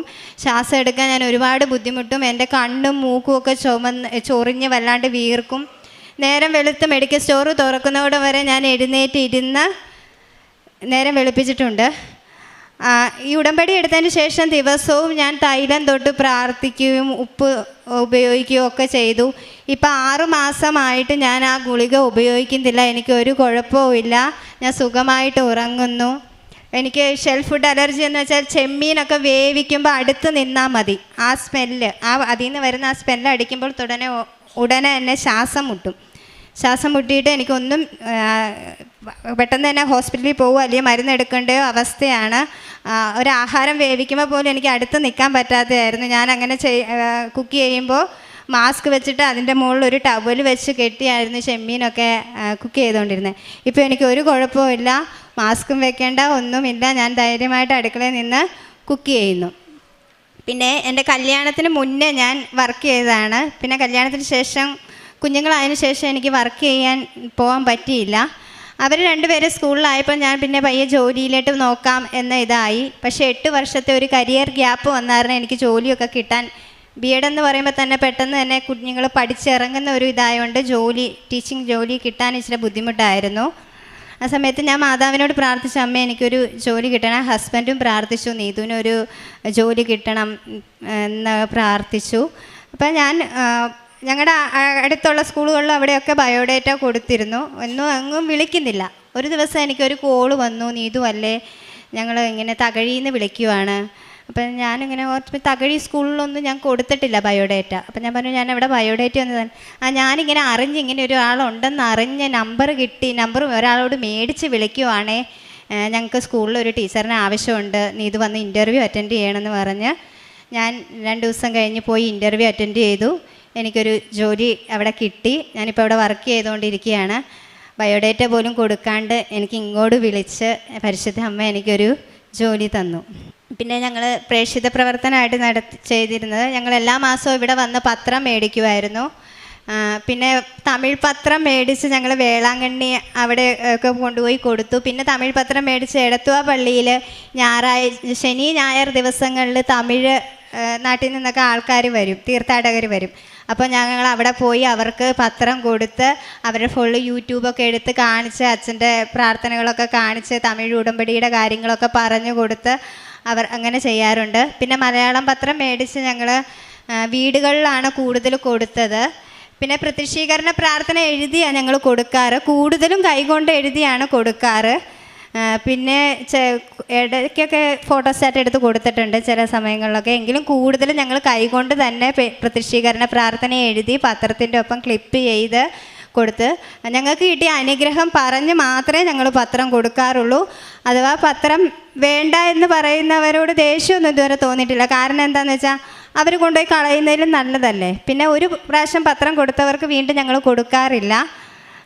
തൊഴിലുറപ്പ് സ്ഥലങ്ങളിൽ കൊണ്ടുപോയി കൊടുത്തിട്ടുണ്ട്, ഓട്ടോ സ്റ്റാൻഡിൽ കൊടുത്തിട്ടുണ്ട്, ബസ് സ്റ്റാൻഡിൽ കൊടുത്തിട്ടുണ്ട്. പിന്നെ തീർത്ഥാടക പള്ളികളിൽ കൊടുത്തിട്ടുണ്ട്. നമ്മുടെ ഇടവക പള്ളികളിലല്ല, തീർത്ഥാടക, അവിടെ പലയിടത്തുനിന്ന് ആളുകൾ വരുന്നതല്ലേ. അങ്ങനെ ഒരു ദിവസം തൊടുപുഴ മുതലക്കുടം പള്ളിയിൽ, എൻ്റെ വീട് മോറ്റിയാണ്, ഞങ്ങൾ വീട്ടിൽ പോയപ്പോൾ ഇവിടുന്ന് 4 കെട്ട് പത്രം മേടിച്ചുകൊണ്ട് ഞങ്ങൾ മുതലക്കുടം പള്ളിയിൽ പോയി. അവിടെ 4 കെട്ട് പത്രവും ഞങ്ങൾ വിതരണം ചെയ്തു. അതിൽ ഒരാൾ മാത്രമേ മാതാവിനെ അറിയത്തില്ല, ആദ്യമായിട്ട് മാതാവിനെ കുറിച്ച് കേൾക്കുന്നുള്ളൂ. ബാക്കി എല്ലാവരും മാതാവിനെ അറിയുന്നവരാണ്, കൃപാസനത്തെ അറിയുന്നവരാണ്, യൂട്യൂബിൽ അച്ഛൻ്റെ പ്രാർത്ഥന കാണുന്നവരാണ്, ഇവിടെ വന്ന് ഉടമ്പടി എടുത്തവരാണ്. അപ്പോൾ ഞാൻ ഹസ്ബൻഡിനോട് പറഞ്ഞു, അറിയാത്തവരെ അറിയിക്കാൻ നമുക്ക് പറ്റുമെന്ന് തോന്നുന്നില്ല. ഒരു ദിവസം ധ്യാനത്തിൽ അച്ഛൻ പറഞ്ഞു, ഒരു 10 വർഷം കഴിയുമ്പോഴത്തേനും ഉടമ്പടി എടുക്കാത്ത ഒരു വീട് പോലും കാണത്തില്ല എന്ന്. ഞാൻ ഹസ്ബൻഡിനോട് പറഞ്ഞു, 10 വർഷമൊന്നും വേണ്ട, ഒരു 3-4 വർഷം കഴിയുമ്പോഴത്തേനും ഉടമ്പടി എടുക്കാത്ത ഒരു വീട് പോലും കാണത്തില്ല. അപ്പം നമുക്കൊരു കാര്യം ചെയ്യാം, അറിയാത്തവരെ നമ്മൾ ഇനി എങ്ങനെ കണ്ടുപിടിക്കും, നമുക്ക് അറിഞ്ഞവരെ ആഴപ്പെടുത്താമെന്ന് പറഞ്ഞു. അപ്പം മാതാവിനെ അറിയുന്നവരോട് കൂടുതലും നമ്മുടെ കാര്യങ്ങൾ പറഞ്ഞു കൊടുത്ത് മാതാവിൻ്റെ ഞങ്ങൾക്ക് കിട്ടിയ അനുഗ്രഹങ്ങൾ പറഞ്ഞ് ഞങ്ങൾ പത്രം കൊടുക്കാവുള്ളൂ. ചിലർ പത്രം മാതാവിൻ്റെ പത്രമാണ്, ഇതിന് മേടിക്കാണ്ട് പോയാൽ എന്തെങ്കിലും ദോഷം കിട്ടിയാലോ എന്ന് ഓർത്ത് മേടിച്ചുകൊണ്ട് പോകുന്നവരുണ്ട്, നമ്മൾ പറയുന്നത് കേൾക്കാത്ത. അവരോട് ഞാൻ പറയും, ഞാൻ ഈ പത്രം തരുന്നതിന് മുന്നേ എനിക്ക് കിട്ടിയ അനുഗ്രഹം പറഞ്ഞ് നിങ്ങൾക്ക് ആവശ്യമുണ്ടെങ്കിൽ മാത്രമേ ഞാൻ പത്രം തരൂ എന്ന് പറഞ്ഞ് പത്രം കൊടുക്കാറ്. പിന്നെ ഞങ്ങൾ സാക്ഷിയൊക്കെ ഷെയർ ചെയ്യാറുണ്ട്, യൂട്യൂബിലുള്ള അച്ഛൻ്റെ ആരാധനയൊക്കെ ഷെയർ ചെയ്യാറുണ്ട്. പിന്നെ കാരുണ്യ പ്രവൃത്തിയായിട്ട് ഞങ്ങൾ ഓർഫണേജ്, ആദ്യം ഞങ്ങൾ അമ്മമാരുടെ ഓർഫണേജിൽ പോയി അവിടെ അമ്മമാർക്ക് ആവശ്യമായ ഫുഡിനുള്ള സാധനങ്ങൾ വാങ്ങിക്കൊടുക്കും. പിന്നെ അവർക്ക് നിത്യോപയോഗ സാധനങ്ങൾ, അമ്മമാർ കിടപ്പിലായവരൊക്കെയാണ്, അവർക്ക് സോപ്പ്, ലോഷൻ അങ്ങനെയുള്ള ആവശ്യങ്ങളാണ് കൂടുതൽ, അവർക്ക് അങ്ങനെയുള്ള സാധനങ്ങൾ വാങ്ങിക്കൊടുക്കാറുണ്ട്. പിന്നെ അമ്പലപ്പുഴ അച്ഛന്മാർ, പ്രായമായ അച്ഛന്മാരെ നോക്കുന്നവരുണ്ട്, അവിടെയും പോയി ഫുഡിനുള്ള സാധനങ്ങളും അവർക്ക് നിത്യോപയോഗ സാധനങ്ങളും വാങ്ങിക്കൊടുക്കാറുണ്ട്. പിന്നെ മരുന്ന് വാങ്ങാൻ ബുദ്ധിമുട്ടുന്നവർക്ക് ഞങ്ങൾ കഴിയുന്ന, ഒരുപാടൊന്നും ചെയ്യാനില്ല, ഞങ്ങളാൽ കഴിയുന്ന രീതിയിൽ ഞങ്ങൾ സഹായം ചെയ്യാറുണ്ട്. പിന്നെ ഈ 6 മാസം ജോലി ഇല്ലാണ്ടിരുന്ന ഒരവസ്ഥയിൽ ഞങ്ങൾക്ക് സത്യം പറഞ്ഞാൽ, എന്നോടൊരു ദിവസം ഹസ്ബൻഡ് എന്നെ ജോലിക്ക് കൊണ്ടുപോയിടുന്ന സമയത്ത് എന്നോട് പറഞ്ഞു, എൻ്റെ കയ്യിൽ പത്രം വാങ്ങി കൊടുക്കാൻ പോലും പൈസ ഇല്ലല്ലോ നീതു, ഇങ്ങനെ പറഞ്ഞു. അപ്പോൾ എനിക്കത് കേട്ടപ്പോൾ ഭയങ്കര വിഷമമായി. ഞങ്ങളൊരു മാതാവേ, നിൻ്റെ പത്രം വാങ്ങാൻ പോലും ഞങ്ങളുടെ കയ്യിൽ പൈസ ഇല്ലല്ലോ അങ്ങനെ പറഞ്ഞ് ഞങ്ങൾ മിക്ക ദിവസം എടുത്ത പള്ളിയിൽ പോയി പ്രാർത്ഥിക്കും. അവിടെ പോയിരുന്നൊരു കൊന്ത ചൊല്ലിയിട്ട് വരും. 3 പ്രാവശ്യം ഞങ്ങൾക്ക് എടത്തുവ പള്ളിയിലിരുന്ന് കൃപാസനം പത്രം ഓരോ കെട്ട് വെച്ച് 3 പ്രാവശ്യം, പൈസ ഇല്ലാത്ത സമയത്ത് 3 പ്രാവശ്യം ഞങ്ങൾക്ക് 3 കെട്ട് പത്രം കിട്ടി. ആ പത്രം ഞങ്ങൾ അപ്പോൾ തന്നെ വീടുകളിലും ഓട്ടോ സ്റ്റാൻഡിലും ബസ് സ്റ്റാൻഡിലും കൊടുത്തിട്ടേ ഞങ്ങൾ വീട്ടിലേക്ക് പോയുള്ളൂ. പിന്നെ വണ്ടാനം ഗവൺമെൻറ് ഹോസ്പിറ്റലിൽ ഞങ്ങൾ പോയി, അവിടെ വാർഡിൻ്റെ ഏറ്റവും ലാസ്റ്റ് കിടക്കുന്ന ആളുകളെന്ന് വെച്ചാൽ അവരെ ആരെയും നോക്കാനില്ലാത്തവരാ, ഒറ്റയ്ക്ക് വന്ന് കിടക്കുന്നവരാ. വാർഡിൽ കയറുന്ന ഉള്ളിടത്തൊക്കെ ആളുകളൊക്കെ ഉള്ളവർ, അങ്ങേ അറ്റത്ത് പോയി കഴിഞ്ഞാൽ അവിടെ ആരും നോക്കാനില്ലാത്ത ഒറ്റയ്ക്ക് വന്ന് കിടക്കുന്നവരാ. അവരെ പോയി കണ്ട് അവരോട് മാതാവിനെക്കുറിച്ച് പറയുകയും പത്രം കൊടുക്കുകയും അവർക്ക് ഒരു നേരത്തെ ആഹാരത്തിനുള്ള പൈസ കൊടുക്കുകയും ഞങ്ങൾ ചെയ്തു. പിന്നെ ആർക്ക് വയ്യ എന്ന് പറഞ്ഞാലും അവർ നമ്മളോട് പറഞ്ഞില്ലെങ്കിലും അവർക്ക് വേണ്ടി പ്രാർത്ഥിക്കാറുണ്ട്. പിന്നെ ആത്മീയപരമായ ഞങ്ങളുടെ വളർച്ച എന്ന് വെച്ചാൽ, ഞങ്ങൾ നോൺ ക്രിസ്ത്യൻസാണ്, ഞങ്ങൾക്ക് പ്രാർത്ഥനയൊന്നും ചൊല്ലാനോ ഒന്നും അറിയത്തില്ലായിരുന്നു. പിന്നെ ഞാൻ യൂട്യൂബ് നോക്കി ഞാൻ കൊന്ത ചൊല്ലാൻ പഠിച്ചു. യൂട്യൂബ് വെച്ച് ആ ഒപ്പം തന്നെ കൊന്ത ചൊല്ലി അങ്ങനെ ഞാൻ പഠിച്ചു. പിന്നെ ഹസ്ബൻഡ് നാട്ടിൽ വന്നപ്പോൾ ഹസ്ബൻഡിനെ ഞാൻ പഠിപ്പിച്ചു. ഇപ്പോൾ എല്ലാ ദിവ്യ രഹസ്യങ്ങളും ഞങ്ങൾക്ക് കാണാപ്പാടാണ്. ഇപ്പോൾ ഞങ്ങൾക്ക് ബുക്കിൻ്റെ ഒന്നും സഹായം വേണ്ട, യൂട്യൂബിൻ്റെ സഹായം വേണ്ട, ഞങ്ങൾ തന്നെ കൊന്ത ചൊല്ലും. പിന്നെ 3 മണിക്ക് എഴുന്നേറ്റ് ഒരു കൊന്ത ഫുള്ള് ഞങ്ങൾ ചൊല്ലാറുണ്ട്. പിന്നെ ഡെയിലി ബ്രെഡ് ഒരിക്കലും മുടങ്ങിയിട്ടില്ല. അച്ഛൻ്റെ ആരാധന ഞങ്ങൾ ഒരിക്കലും മുടക്കിയിട്ടില്ല. അത് ഷെയർ ചെയ്യാനും മറക്കില്ല. പിന്നെ ഞങ്ങൾക്ക് പറ്റുന്ന ദിവസങ്ങളിലൊക്കെ ഞങ്ങൾ അഖണ്ഡ ജപമാല ചൊല്ലാറുണ്ട്. ഞങ്ങൾക്ക് ഇഷ്ടമാണ്. ഞങ്ങളുടെ ജോലികളൊക്കെ വേഗം ഒതുക്കിയിരുത്തി ഞങ്ങൾ അഖണ്ഡ ജപമാല ചൊല്ലാറുണ്ട്. പിന്നെ ആത്മീയപരമായ ഞങ്ങളുടെ വളർച്ച എന്ന് പറഞ്ഞാൽ മറ്റുള്ളവർക്ക് വേണ്ടി പ്രാർത്ഥിക്കാൻ പഠിച്ചു. പിന്നെ ദൈവത്തെ ഉടമ്പടി എടുത്തതിലൂടെ ദൈവത്തെ ഇത്ര അടുത്ത് നമുക്ക് അറിയാൻ പറ്റുമെന്ന് മനസ്സിലാക്കി. നമ്മുടെ വിചാരം നമ്മൾ പ്രാർത്ഥിക്കുന്നു, ദൈവത്തിന് ഇഷ്ടമുണ്ടെങ്കിൽ തരുന്നു എന്നുള്ളൊരു രീതിയിലായിരുന്നു ഇത്രയും നാളും നമ്മൾ. പക്ഷെ ദൈവത്തെ ഇത്ര അടുത്തറിയാനും പറ്റുമെന്ന് ഈ ഉടമ്പടിയിലൂടെയാണ് മനസ്സിലായത്. പിന്നെ മറ്റുള്ളവർക്ക് വേണ്ടി പ്രാർത്ഥിക്കാൻ സാധിക്കുന്നുണ്ട്, മറ്റുള്ളവരുടെ ദുഃഖങ്ങളിൽ പങ്കുചേരാൻ പറ്റുന്നുണ്ട്. എല്ലാത്തിനും മാതാവിനും ഈശോയ്ക്കും നന്ദി അർപ്പിക്കുന്നു. അമ്മ മാതാവിനും തിരുക്കുമാരനും 1000 നന്ദി. എനിക്ക് കിട്ടിയ അനുഗ്രഹങ്ങൾ, എൻ്റെ കുടുംബത്തിന് കിട്ടിയ അനുഗ്രഹങ്ങൾക്കും 1000 നന്ദി പറഞ്ഞുകൊണ്ട് ഞാൻ സമർപ്പിക്കും. സങ്കീർത്തനങ്ങൾ 80, 18, 19 തിരുവചനങ്ങൾ. ഞങ്ങൾ അങ്ങിൽ നിന്ന് ഒരിക്കലും പിന്തിരിയുകയില്ല. ഞങ്ങൾക്ക് ജീവൻ നൽകണമേ. ഞങ്ങൾ അങ്ങയുടെ നാമം വിളിച്ചപേക്ഷിക്കും. സൈന്യങ്ങളുടെ ദൈവമായ കർത്താവേ, ഞങ്ങളെ പുനരുദ്ധരിക്കണമേ. അങ്ങയുടെ മുഖം പ്രകാശിക്കുകയും ഞങ്ങൾ രക്ഷപ്പെടുകയും ചെയ്യട്ടെ. നീതു സജിത്ത് എന്ന ഈ മകളും ജീവിത പങ്കാളിയും പരിശുദ്ധ കൃപാസന മാതാവിൻ്റെ ഉടമ്പടി എടുത്ത് ജീവിതം എങ്ങനെ കുറേ കൂടി അനുഗ്രഹമുള്ളതായി തീർന്നുവെന്ന് നമ്മളോട് സാക്ഷ്യപ്പെടുത്തുകയാണ്. ആ മക്കൾക്ക് ലഭിച്ച ഭൗതികമായ നന്മകളെക്കാളുപരി അവർക്ക് ലഭിച്ച വിശ്വാസം എന്ന വലിയ ദാനത്തെയും അത് ജീവിക്കുവാൻ അവർക്ക് ലഭിച്ച വലിയ സന്തോഷത്തെയും ഈശോയുടെ പ്രേക്ഷിത പ്രവൃത്തികളിൽ എത്ര താല്പര്യത്തോടും നിഷ്കളങ്കതയോടും കൂടി നിരന്തരം വ്യാപരിക്കുവാൻ ഈ മക്കൾ ശ്രദ്ധിക്കുന്നുവെന്നും അവരുടെ വാക്കുകളിലൂടെ നമ്മളോട് പങ്കുവയ്ക്കുകയായിരുന്നു. കർത്താവിൻ്റെ വചനം തീ പോലെ പടരുന്നത്, അഭിഷേകമുള്ള മക്കൾ ലോകത്തിൻ്റെ എല്ലാ ഇടങ്ങളിലേക്കും കൃപയുള്ള വചനത്തെ കൈമാറുന്നത് ഈ മക്കളിലൂടെ നമ്മൾ കേൾക്കുകയായിരുന്നു. ഒന്നുമില്ലായ്മയിൽ ജീവിക്കുമ്പോഴും ഈശോ തന്നെ അവരുടെ കരങ്ങളിലേക്ക് പ്രേക്ഷിത പ്രവർത്തനത്തിൻ്റെ വഴികൾ തുറന്നു കൊടുക്കുകയും ദേവാലയത്തിൽ ശ്രദ്ധയില്ലാതെ വെച്ചിട്ട് പോകുന്ന കൃപാസന പത്രം കരങ്ങളിലെടുത്ത് പ്രാർത്ഥിച്ച് അത് ദൈവസ്നേഹത്തോടു കൂടി സഹോദരങ്ങൾക്ക് എങ്ങനെ പങ്കുവയ്ക്കാമെന്നും ഈ മക്കൾ വാക്കുകളിലൂടെ പങ്കുവയ്ക്കപ്പെടുന്നുണ്ട്. പ്രിയമുള്ളവരെ, ഉടമ്പടി നമ്മളെ ഓരോരുത്തരെയും ദൈവത്തിന് സ്വന്തമായി ജീവിക്കുവാൻ ലോകത്തിൽ ആളുകളുണ്ട് എന്ന് ഓർമ്മപ്പെടുത്തുന്ന ഒരു ജീവിത പദ്ധതിയാണ്. ദൈവത്തെ സ്നേഹിച്ചും ദൈവത്തെ അറിഞ്ഞുകൊണ്ടും ലോകത്തിൻ്റെ ഏതൊരു ജീവിത സാഹചര്യത്തിലും കൂടുതൽ വിശുദ്ധിയോടെ, കൂടുതൽ വിശ്വസ്തയോടെ, കൂടുതൽ വിശ്വാസത്തോടെ ജീവിതം നയിക്കുവാൻ കെൽപ്പുള്ള ഒരു തലമുറ ഇവിടെ ജീവിക്കുന്നുവെന്ന് ലോകത്തിന് അടയാളപ്പെടുത്തുകയാണ്. ഈ അക്രൈസ്തവ മക്കൾ നമ്മളോട് പറഞ്ഞ ഉടമ്പടി സാക്ഷ്യം രാവിലെ 3 മണിക്ക് എഴുന്നേറ്റ് ജപമാല ചൊല്ലുന്ന സാക്ഷ്യമാണ്. ജീവിതത്തിൻ്റെ ഏതൊരവസ്ഥയിലും അല്പം പോലും ചഞ്ചലപ്പെടാതെ എല്ലാം ദൈവകരങ്ങളിൽ സമർപ്പിച്ചുകൊണ്ട് ജോലിയാവട്ടെ, രോഗക്ലേശങ്ങളാവട്ടെ, ഇല്ലായ്മകളാവട്ടെ, അത് മുഴുവനും അമ്മയിലൂടെ ഈശോ മാറ്റിത്തരുമെന്ന പ്രത്യാശയിൽ ജീവിക്കുവാനുള്ള, ദൈവം എല്ലാം ശുഭകരമാക്കും എന്ന പ്രത്യാശയോടുകൂടി ജീവിക്കുവാനുള്ള ആത്മധൈര്യത്തിൻ്റെ സാക്ഷ്യമാണ്. സങ്കടകാലങ്ങളിലൂടെ കടന്നു പോകുമ്പോൾ ഇത് മുട്ടിക്കളയില്ല. ഞങ്ങൾ ഉടമ്പടിയിലാണോ, വാഗ്ദാനങ്ങളിൽ വിശ്വസ്തനായവൻ ജീവിതത്തിനാവശ്യമായ അനുഗ്രഹം നേടിത്തരും എന്ന പ്രത്യാശയോടുകൂടി ജീവിതത്തെ ദൈവകരങ്ങളിൽ വിട്ടുകൊടുക്കുവാനുള്ള സന്നദ്ധതയുടെ സാക്ഷ്യമാണ്. അവർ ഒരിക്കലും സങ്കടപ്പെട്ടുകൊണ്ടല്ല ഉടമ്പടിയെ കണ്ടത്. ജീവിതത്തിൻ്റെ നിർണായകമായ അവസ്ഥകളിലൊക്കെയും സാഹചര്യങ്ങളിലൊക്കെയും ഉടമ്പടി അവരെ കൈപിടിച്ച് മുന്നോട്ട് നടത്തുകയും ദൈവം കൂടെയുണ്ട് എന്ന് ഉറപ്പ് നൽകിക്കൊണ്ട് ജീവിത വിഷയങ്ങൾക്ക് പരിഹാരം നൽകിയെന്ന് നമ്മളോട് പങ്കുവയ്ക്കുകയാണ്. ഈ കുടുംബത്തിന് ലഭിച്ച വിശ്വാസമെന്ന ദാനത്തിന്, ഭൗതികമായ നന്മകൾക്ക് കാരുണ്യ പ്രവൃത്തികളിലൂടെയും പ്രേക്ഷിത പ്രവർത്തനങ്ങളിലൂടെയും സ്തുതിയായിരിക്കട്ടെ. എൻ്റെ പേര് ഡാനിയ തങ്കച്ചൻ. ഞാൻ ഇടുക്കി ജില്ലയിൽ ചെമ്മണ്ണാറ്റിൽ നിന്നാണ് വരുന്നത്.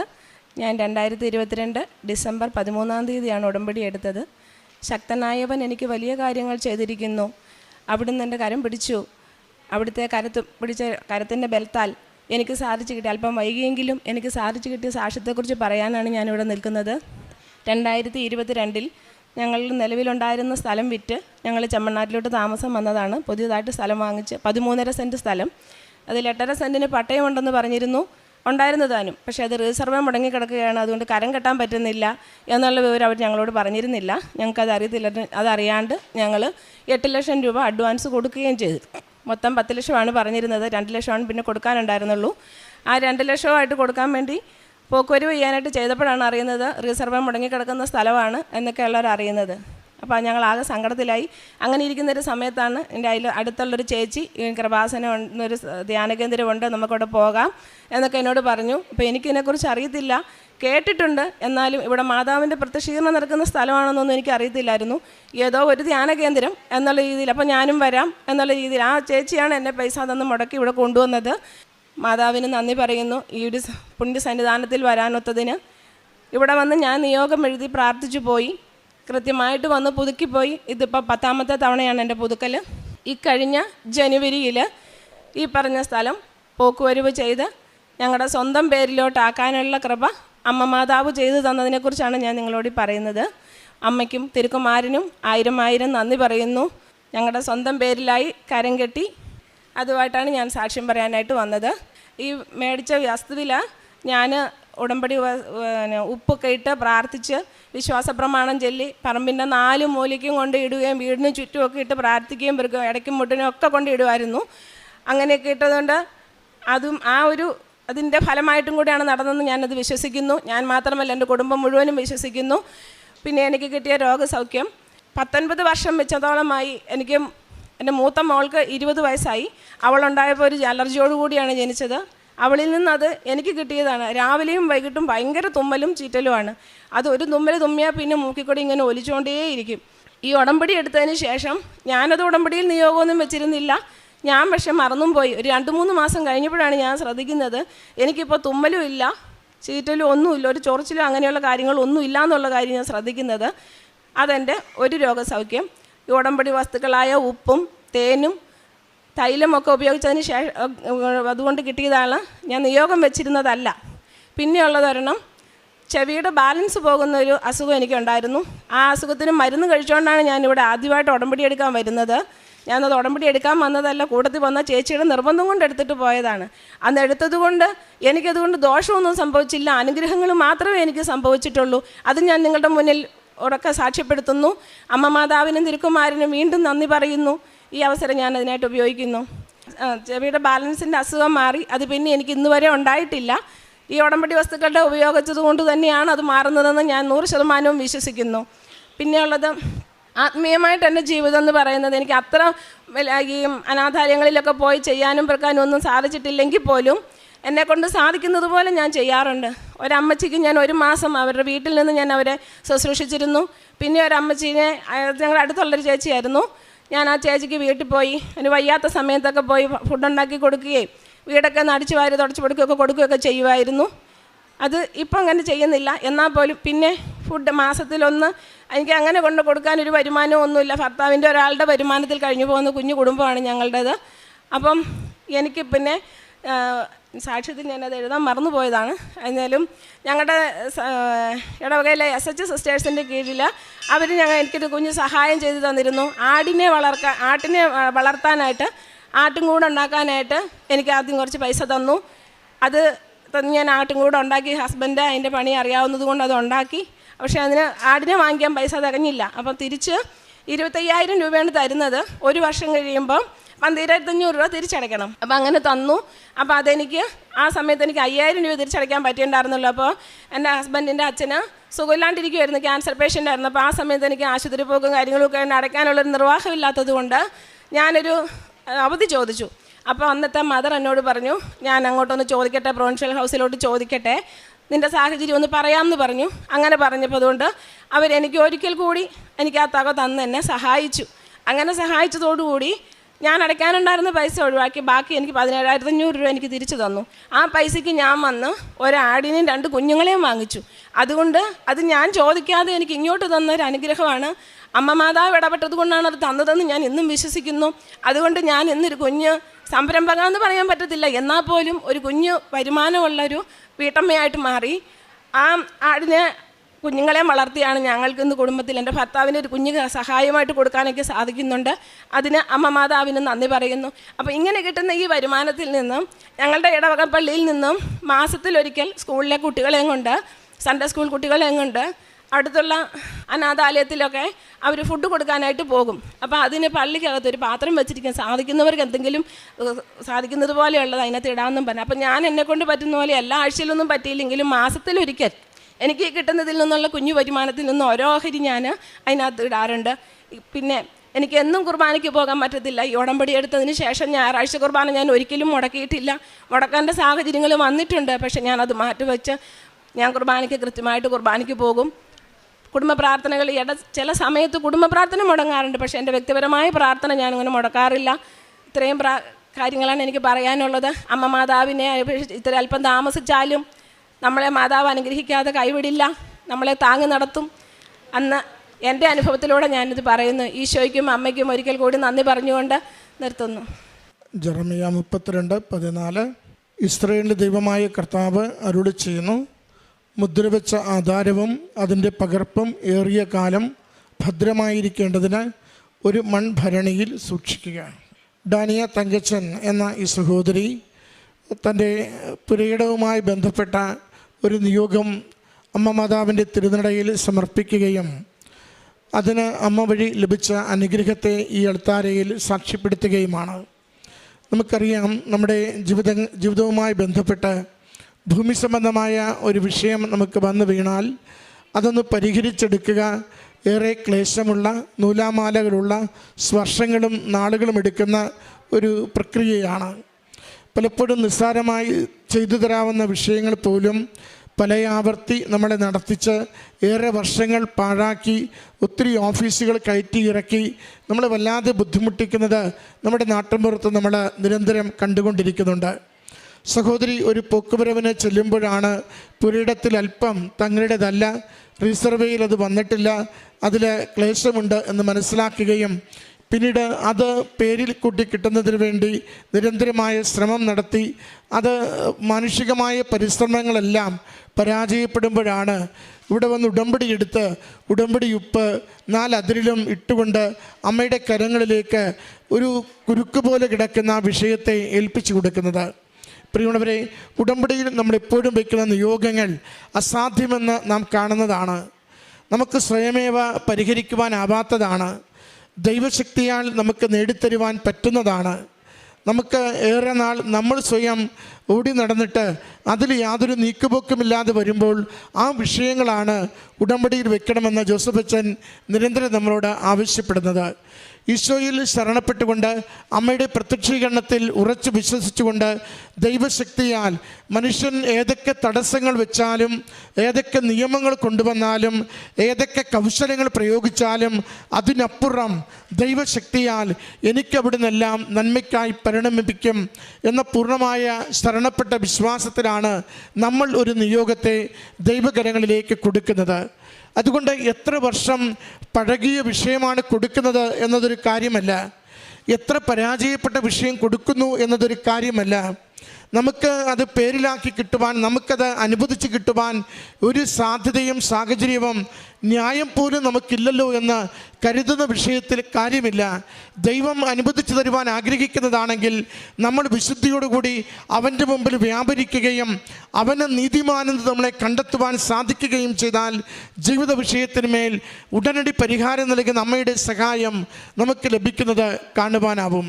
പ്രിയമുള്ളവരെ, ഉടമ്പടിയുടെ നേർച്ച വസ്തുക്കൾ അത് ദൈവസാന്നിധ്യം നമുക്ക് പങ്കുവെച്ച് തരികയും തിന്മയുടെ സ്വാധീനങ്ങളെ അകറ്റിത്തരികയും ദൈവശക്തി കൃത്യമായി പ്രയോഗിക്കപ്പെടുകയും ചെയ്തതിൻ്റെ അടയാളങ്ങളാണ്. അതുകൊണ്ടാണ് നൃത്തവസ്തുക്കളുടെ പ്രയോഗം എന്ന് നമ്മൾ പറയുന്നത്.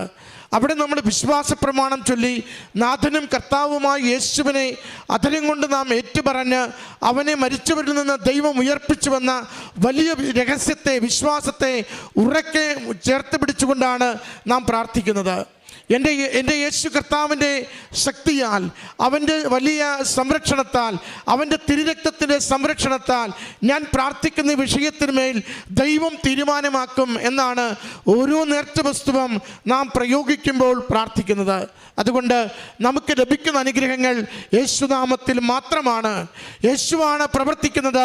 അവൻ്റെ ശക്തിയാണ്, അവൻ്റെ സാന്നിധ്യമാണ്, അവൻ്റെ അനുഗ്രഹമാണ് നമ്മുടെ ജീവിത വിഷയങ്ങൾക്ക് പരിഹാരമാവുന്നത്. പ്രിയമുള്ളവരെ, അതുകൊണ്ട് ഏത് കടുകട്ടി എന്ന് കരുതുന്ന വിഷയത്തിന്മേലും ഈശോയ്ക്ക് ഒരു സേയുണ്ട്, പരിഹരിക്കുവാൻ കഴിവുണ്ട്. അതുകൊണ്ട് യേശുനാമത്തെ മഹത്വപ്പെടുത്തി ജീവിത വിഷയങ്ങൾ പരിശുദ്ധ അമ്മയുടെ കരങ്ങളിൽ ഏൽപ്പിച്ചു കൊടുക്കുവാൻ എപ്പോഴും നമുക്ക് ശ്രദ്ധയുണ്ടാവണം, തീഷ്ണതയുണ്ടാവണം. അമ്മ മാതാവ് യേശുവിനെ ഉദരത്തിൽ വഹിക്കുകയും മടിത്തട്ടിൽ വളർത്തുകയും ലോകത്തിന് കൈമാറ്റം ചെയ്യുകയും കുരിശിന് കീഴിൽ നിന്നുകൊണ്ട് ആ ബലി പൂർത്തീകരിക്കുവാൻ രക്ഷണീയ ദൗത്യത്തിന് നേർസാക്ഷിയായിക്കൊണ്ട് മകനെ ശക്തിപ്പെടുത്തുകയും ചെയ്തുവെങ്കിൽ അതേ അമ്മ ഇന്ന് പീഡാസഹനത്തിലൂടെ, ഇന്ന് ഒറ്റപ്പെടലിലൂടെ, ഇന്ന് തകർച്ചയിലൂടെ, ഇന്ന് ആരും കൂടെയില്ലാത്ത അവസ്ഥയിൽ നാം നടക്കുമ്പോൾ നമ്മുടെ ജീവിത വിഷയങ്ങളെ ഈശോയ്ക്ക് കൊടുത്ത് പരിഹാരം നൽകും. അതുകൊണ്ട് യേശുനാമത്തെ മഹത്വപ്പെടുത്തി ജീവിത വിഷയങ്ങളെ ഏൽപ്പിച്ചു കൊടുക്കുക. അമ്മ മാതാവിലൂടെ ഈശോ അനുഗ്രഹിക്കുന്നത്. സിന്ധു നെൽസൺ. ഞാൻ അഞ്ചൽ, കൊല്ലം ജില്ലയിലുള്ള അഞ്ചൽ നിന്നാണ് വരുന്നത്.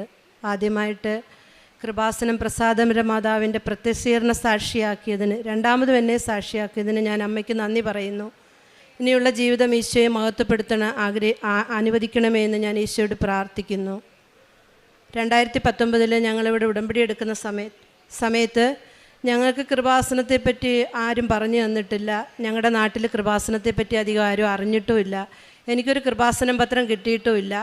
2019 എനിക്ക് യൂട്യൂബോ വാട്സപ്പോ ഒന്നും ഇല്ലാത്ത ആളായിരുന്നു.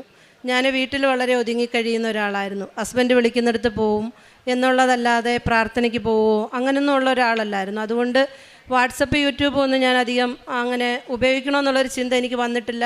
എനിക്കാരും വീട്ടിൽ നിന്ന് അങ്ങനെ ആരും പറഞ്ഞു തന്നിട്ടുമില്ലായിരുന്നു. എനിക്ക് ചെറിയൊരു ശാരീരികമായ അസ്വസ്ഥത അന്നുണ്ടായ സമയത്ത് ഒരു എൻഡോസ്കോപ്പി ആവശ്യമായിട്ട് വന്നു. ആ സമയത്ത് ഞാൻ വളരെ വീക്കായിപ്പോയി. എനിക്ക് ഭക്ഷണമൊന്നും കഴിക്കാൻ പറ്റാത്തൊരവസ്ഥ വന്നപ്പോൾ എൻഡോസ്കോപ്പി പറഞ്ഞ സമയത്ത് ഞാൻ എൻ്റെ വീട്ടിൽ തന്നെയാണ്. ഹസ്ബൻഡ് പുറത്തു പോകും. എൻ്റെ മകന് +2 പഠിക്കുകയാണെന്ന്. അപ്പോൾ അവൻ സ്കൂളിൽ പോകുമ്പം ഹോട്ടലിൽ ഫുഡാണ് വാങ്ങിച്ചുകൊണ്ട് വന്ന്. എനിക്ക് ആഹാരം വെക്കാനൊന്നും ഒക്കത്തില്ല. ഞാൻ ഈ സോഫയിൽ കിടന്ന സമയത്ത് ഞങ്ങളുടെ പ്രാർത്ഥനാ കൗണ്ടർ ആ ഫ്രണ്ടിൽ തന്നെയാണ്. അപ്പോൾ കിടന്ന് ഞാൻ നന്നായിട്ട് മാതാവിനോട് മാധ്യസ്ഥം പിടിച്ച് പ്രാർത്ഥിക്കുന്നുണ്ട് കരഞ്ഞ്. അപ്പോൾ എൻ്റെ ചെവിയിൽ കൃപാസനത്തിൽ വന്ന് അന്ന് കേട്ട്, ഇന്ന് പക്ഷേ അത് പറഞ്ഞാൽ ആര് വിശ്വസിക്കുമെന്നൊന്നും എനിക്കറിയത്തില്ല. പക്ഷേ ഞാൻ കേൾക്കുന്നത് കൃപാസനമെന്നാണ്.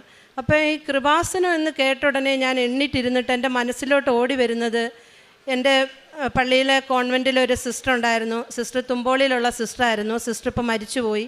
സിസ്റ്റർ എന്നോട് വലിയ സ്നേഹമായിരുന്നു. അപ്പോൾ സൺഡേയിലെ കുർബാന കഴിയുമ്പോൾ സിസ്റ്റർ എനിക്ക് കുറേ ബുക്കുകൾ കൊണ്ടുവന്ന് തരും. കുറേ ചോക്ലേറ്റും തരും, കുറേ ബുക്കുകളും തരും. പക്ഷേ ഞാൻ പറഞ്ഞില്ല, എനിക്ക് അന്ന് അത്രയും വലിയ പ്രാർത്ഥനകളൊന്നും ഇല്ലാത്തതുകൊണ്ട് ഈ ബുക്കുകളൊക്കെ ഞാൻ കൊണ്ടുവന്ന് കബോർഡിനകത്ത് വെക്കും. അപ്പോൾ എൻ്റെ മനസ്സിനകത്ത് സിസ്റ്റർ എൻ്റെ കയ്യിൽ എന്തോ ഒരു പേപ്പർ മടക്കി തന്നതുപോലെ ഒരു ഓർമ്മ വന്ന് ഞാൻ പോയി കബോർഡ് തുറന്ന് നോക്കിയപ്പം ഒരു കീറിയ കൃപാസനം പത്രമാണെന്ന് സിസ്റ്റർ എനിക്ക് തന്നത്. സിസ്റ്റർ തന്നിട്ടത് കൃപാസനം പത്രമാണെന്നോ ഒന്നും പറഞ്ഞിരുന്നില്ല. ഞാനത് എടുത്ത് നോക്കിയപ്പോൾ യൂട്യൂബിൻ്റെ എല്ലാം അതിൻ്റെ അടിയിൽ കൊടുത്തിട്ടുണ്ട്. ഉടമ്പടിയെപ്പറ്റി വായിച്ചു. പിന്നെ ഞാൻ യൂട്യൂബ് ഞാൻ തന്നെ സബ്സ്ക്രൈബ് ചെയ്തു. ആ യൂട്യൂബിൽ നിന്ന് പ്രത്യക്ഷീകരണ പ്രാർത്ഥനയും ഈവനിങ്ങിലെ പ്രാർത്ഥനയൊക്കെ എടുത്ത് ഞാൻ പ്രാർത്ഥിച്ചിട്ട് ഹസ്ബൻഡിനോട് പറഞ്ഞ്, എന്നെ ഈ കൃപാസനം എന്ന് പറയുന്ന സ്ഥലത്ത് കൊണ്ടുപോയി ഉടമ്പടി എടുത്തിട്ട് എൻഡോസ്കോപ്പിക്ക് കൊണ്ടുപോകുമെന്ന് ചോദിച്ചപ്പോൾ പറഞ്ഞു, ഇല്ല, നമുക്ക് ആദ്യം എൻഡോസ്കോപ്പിക്ക് പോകാം, പിന്നെ ഞാൻ നിന്നെ അവിടെ കൊണ്ടുപോകാമെന്ന് പറഞ്ഞു. ഈ പ്രത്യക്ഷീകരണ പ്രാർത്ഥന ഞാനൊരു 3-4 ദിവസം ചൊല്ലി ഹസ്ബൻഡിന് മനസ്സുണ്ടാകണേന്ന് പ്രാർത്ഥിച്ചു. 2 ദിവസം കഴിഞ്ഞപ്പോൾ എന്നോട് പറഞ്ഞു, നമുക്ക് ഉടമ്പടി എടുക്കാമെന്ന് പറഞ്ഞു. ഞങ്ങളിവിടെ വന്ന് 3 പേരുമായിട്ട് വന്നു, ഉടമ്പടി എടുത്തു. ഞാൻ അപ്പോൾ കിംസിലാണ് എനിക്ക് ആദ്യം എൻഡോസ്കോപ്പി പറഞ്ഞത്. പക്ഷേ ഈ ഉടമ്പടി എടുത്തതിന് ശേഷം ഹസ്ബൻഡ് പറഞ്ഞു ആസ്റ്റർ മെഡിസിറ്റിയിലോട്ട് പോകാമെന്ന് പറഞ്ഞു. അപ്പോൾ ഞാൻ പറഞ്ഞു, മാതാവേ, നിന്നെ കണ്ടിട്ട് പോകാനാണ് തീരുമാനമെന്ന് വെച്ചു. ഞങ്ങൾ ആസ്റ്ററിൽ പോയപ്പം ഇവിടെ വന്ന് പ്രാർത്ഥിച്ചിട്ടാണ് പോയത്. എൻ്റെ എൻഡോസ്കോപ്പിയിൽ അങ്ങനെ ക്യാൻസറിൻ്റെ ഒരു അംശമോ അങ്ങനെയൊന്നും ഉണ്ടായിരുന്നില്ല. ചെറിയൊരു മരുന്നിൽ അതങ്ങ് മാറി. അതിന് ശേഷം പിന്നെ ഞങ്ങൾ ഉടമ്പടി എന്ന് പറയുന്നത് ഞങ്ങൾ നിയോഗത്തിന് വേണ്ടിയിട്ടല്ല പുതുക്കുന്നത്. ഞങ്ങൾ മറ്റുള്ളവരെ ഉടമ്പടി എടുപ്പിക്കാനും മറ്റുള്ളവരെ സഹായിക്കാനും എങ്ങനെ പ്രാർത്ഥനയിലോട്ട് മുന്നോട്ട് വരണമെന്നുള്ള ഇതിലോട്ട് അങ്ങ് മാറിപ്പോയി. ഒരു നിയോഗവും ഞങ്ങൾ എഴുതിയിട്ടില്ല. പിന്നെ അങ്ങനെ അതിനുശേഷം എനിക്ക് സാക്ഷ്യങ്ങളുണ്ടായിട്ടുണ്ട്. ഇത് രണ്ടാമത്തെ സാക്ഷ്യമാണ്. ഉടമ്പടിയിൽ ഇങ്ങനെ മുന്നോട്ട് ഈ കാരുണ്യപ്രവൃത്തിയിലൊക്കെ മുന്നോട്ട് പോകുന്ന സമയത്ത് എനിക്ക് ഡിസംബറിൽ എൻ്റെ വയറിലൊരു വേദന വന്നു. വയറിൽ വേദന വന്ന സമയത്ത് എനിക്ക് കുനിയാനും നൂരാനും ഒന്നും പറ്റാത്തൊരു വേദന. ഞാനത് വീട്ടിൽ പറയും. അന്നേരം ഹസ്ബൻഡും ഭയങ്കര അസ്വസ്ഥമായിരുന്നു. ഇതെന്തോ ഇങ്ങനൊരു വേദനയെന്ന് പറഞ്ഞ് ഞങ്ങളൊരു ഡോക്ടറെ കാണാൻ പോയപ്പോൾ സ്കാൻ ചെയ്തപ്പോൾ അതിനകത്ത് അപ്പൻഡിസൈറ്റിസിൻ്റെ ഇതുണ്ടെന്ന് പറഞ്ഞു. അപ്പോൾ അത് സർജറി ചെയ്തല്ലേ പറ്റുള്ളൂ അപ്പൻഡിസൈറ്റിസ് ആണെങ്കിൽ. അങ്ങനെ ഞങ്ങളൊരു ഗ്യാസ്ട്രോ സർജനെ കാണാൻ പോകുമ്പം ഈ പോകുന്നതിന് മുമ്പ് ഞങ്ങൾ തൈലം തൊട്ട് പ്രാർത്ഥിച്ചിട്ടാണ് പോയത്.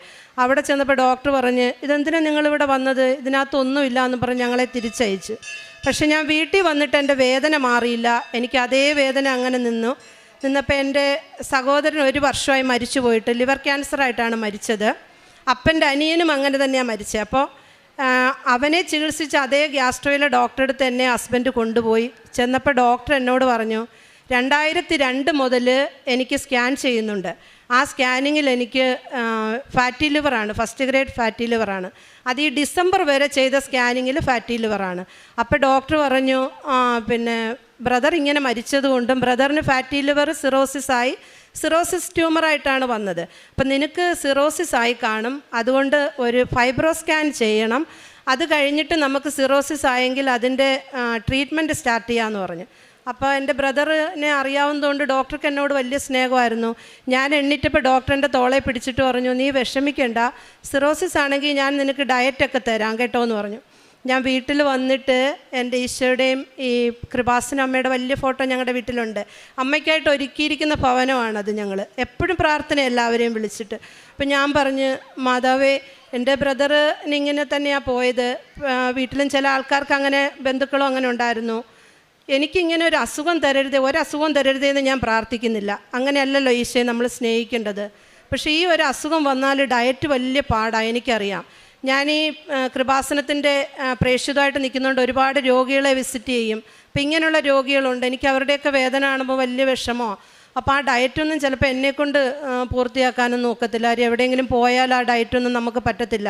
എനിക്ക് ഈ ഡയറ്റ് പറ്റത്തില്ല. പിന്നെ അതുകൊണ്ട് എന്നെ ഈ സിറോസിസ് ഒന്നും ആവരുത്, അതിലോട്ട് എന്നെ കൊണ്ടുപോകരുതെന്ന് പറഞ്ഞ്. അങ്ങനെ ഞങ്ങൾക്ക് ഏകദേശം ഒരു 8 ദിവസം ഉണ്ടായിരുന്നു ആ ഫൈബ്രോ സ്കാനിൻ്റെ ഡേറ്റിന്.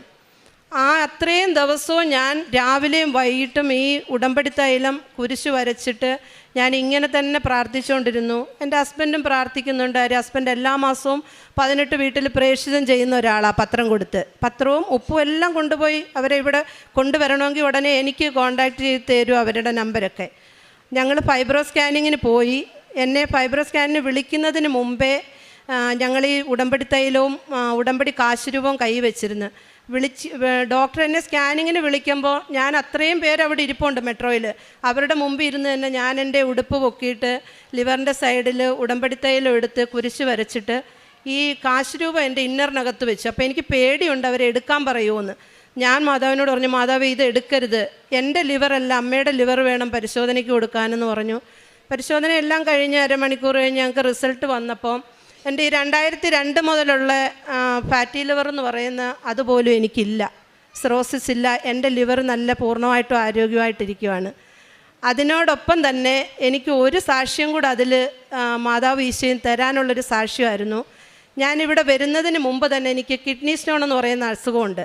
കാരണം എൻ്റെ മകൻ ജനിച്ചപ്പോൾ അവൻ പല്ലോട് കൂടിയാണ് ജനിച്ചത്.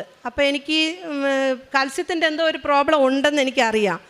എല്ലാ 10 മാസം കൂടുമ്പോഴും എനിക്ക് സ്റ്റോണിൻ്റെ പെയിൻ വന്നിട്ട് ഞങ്ങളുടെ നാട്ടിലുള്ള സെൻറ്റ് ജോസഫ് മിഷൻ ഹോസ്പിറ്റലിലെ കാഷ്വാലിറ്റിയിലാവും ഒരു ദിവസം. ഞാൻ ആ കാഷ്വാലിറ്റിയിലാവുന്ന സമയത്ത് തീവ്രമായ വേദനയാണ്. പക്ഷേ എനിക്ക് ഈ ഉടമ്പടി എടുത്തതിന് ശേഷം എനിക്ക് ആ വേദന സഹിക്കാനൊക്കെ ഉള്ള കഴിവ് ഈശോയമ്മയും തന്നിട്ടുണ്ട്. ഞാനത് ഉടമ്പടി കാശുരൂപം തന്നെ അപ്പോഴും കൈ വെച്ചേക്കുന്നത്.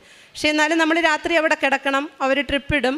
പിറ്റേ ദിവസം അവർ പറയും യൂറോളജിയെ കാണാൻ പറയും. ഞങ്ങൾ പോവും. പക്ഷേ മരുന്നൊന്നും ഇതുവരെ എടുക്കുമോ. ഒരു സർജറിക്ക് പറഞ്ഞിട്ട് ഈ തൈലം കൊണ്ട് തന്നെ ഞങ്ങൾക്ക് സർജറി എല്ലാം മാറിപ്പോയിട്ടുണ്ട്. എന്നാലും 9 വർഷമായിട്ട് ഈ 10 മാസം കൂടുമ്പോൾ എനിക്കിങ്ങനെ സ്കാൻ ചെയ്യുമ്പോഴും ഇതുള്ളപ്പോഴും എൻ്റെ മനസ്സിലൊരു വേദന ഉണ്ടായിരുന്നു.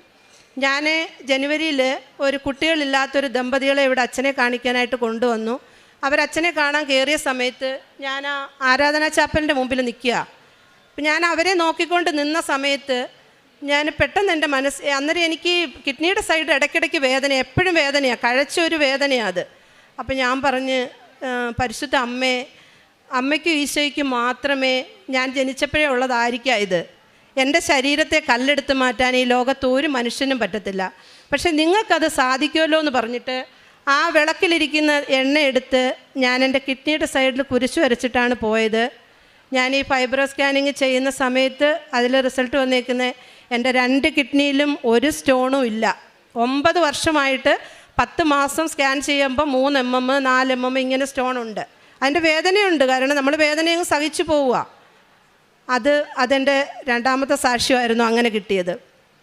പിന്നെ ജനുവരി 1-ാം തീയതി ഞങ്ങളിവിടെ വേറെ ഒരു ആളെ ഒരു രോഗി അച്ഛനെ കാണിക്കാനായിട്ട് കൊണ്ടുവന്ന സമയത്ത് എൻ്റെ കൂടെ ഞങ്ങൾക്കൊരു ഗ്രൂപ്പുണ്ട്. ആ ഗ്രൂപ്പിലൊരു കുട്ടി സാക്ഷ്യം പറയാൻ ഇവിടെ കയറി, ഒരു ജർമ്മൻ ലാംഗ്വേജിൻ്റെ സാക്ഷ്യം പറയാൻ കയറിയപ്പോൾ ഈ സാക്ഷ്യം കണ്ടിട്ട് സാക്ഷ്യം കഴിഞ്ഞ് ഇവൾ ഓടി വന്ന് എന്നെ കെട്ടിപ്പിടിച്ച് ഉമ്മ വെച്ചപ്പം അവരെ കൂടെ വന്ന ഒരു 7-8 അക്രൈസ്തവരുണ്ടായിരുന്നു ഉടമ്പടി എടുത്ത്.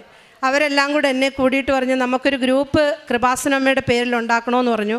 ഞങ്ങൾ ജനുവരി 1-ന് ആ ഗ്രൂപ്പ് ഉണ്ടാക്കി. 14 പേരുണ്ട്.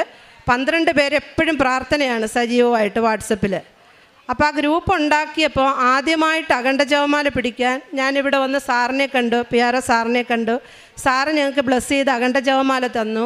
ഞങ്ങളുടെ ഗ്രൂപ്പിനെ ബ്ലസ് ചെയ്തൊക്കെ വിട്ട് ഞങ്ങൾ അഖണ്ഡ ജപമാല പിടിക്കുന്നതിൻ്റെ തലേ ദിവസം എൻ്റെ സൗണ്ട് അങ്ങ് നഷ്ടപ്പെട്ടു പോയി. സൗണ്ട് എനിക്ക് എത്ര സംസാരിക്കാൻ ശ്രമിച്ചാലും എനിക്ക് വേദനയാണ്, സൗണ്ട് വരത്തില്ല.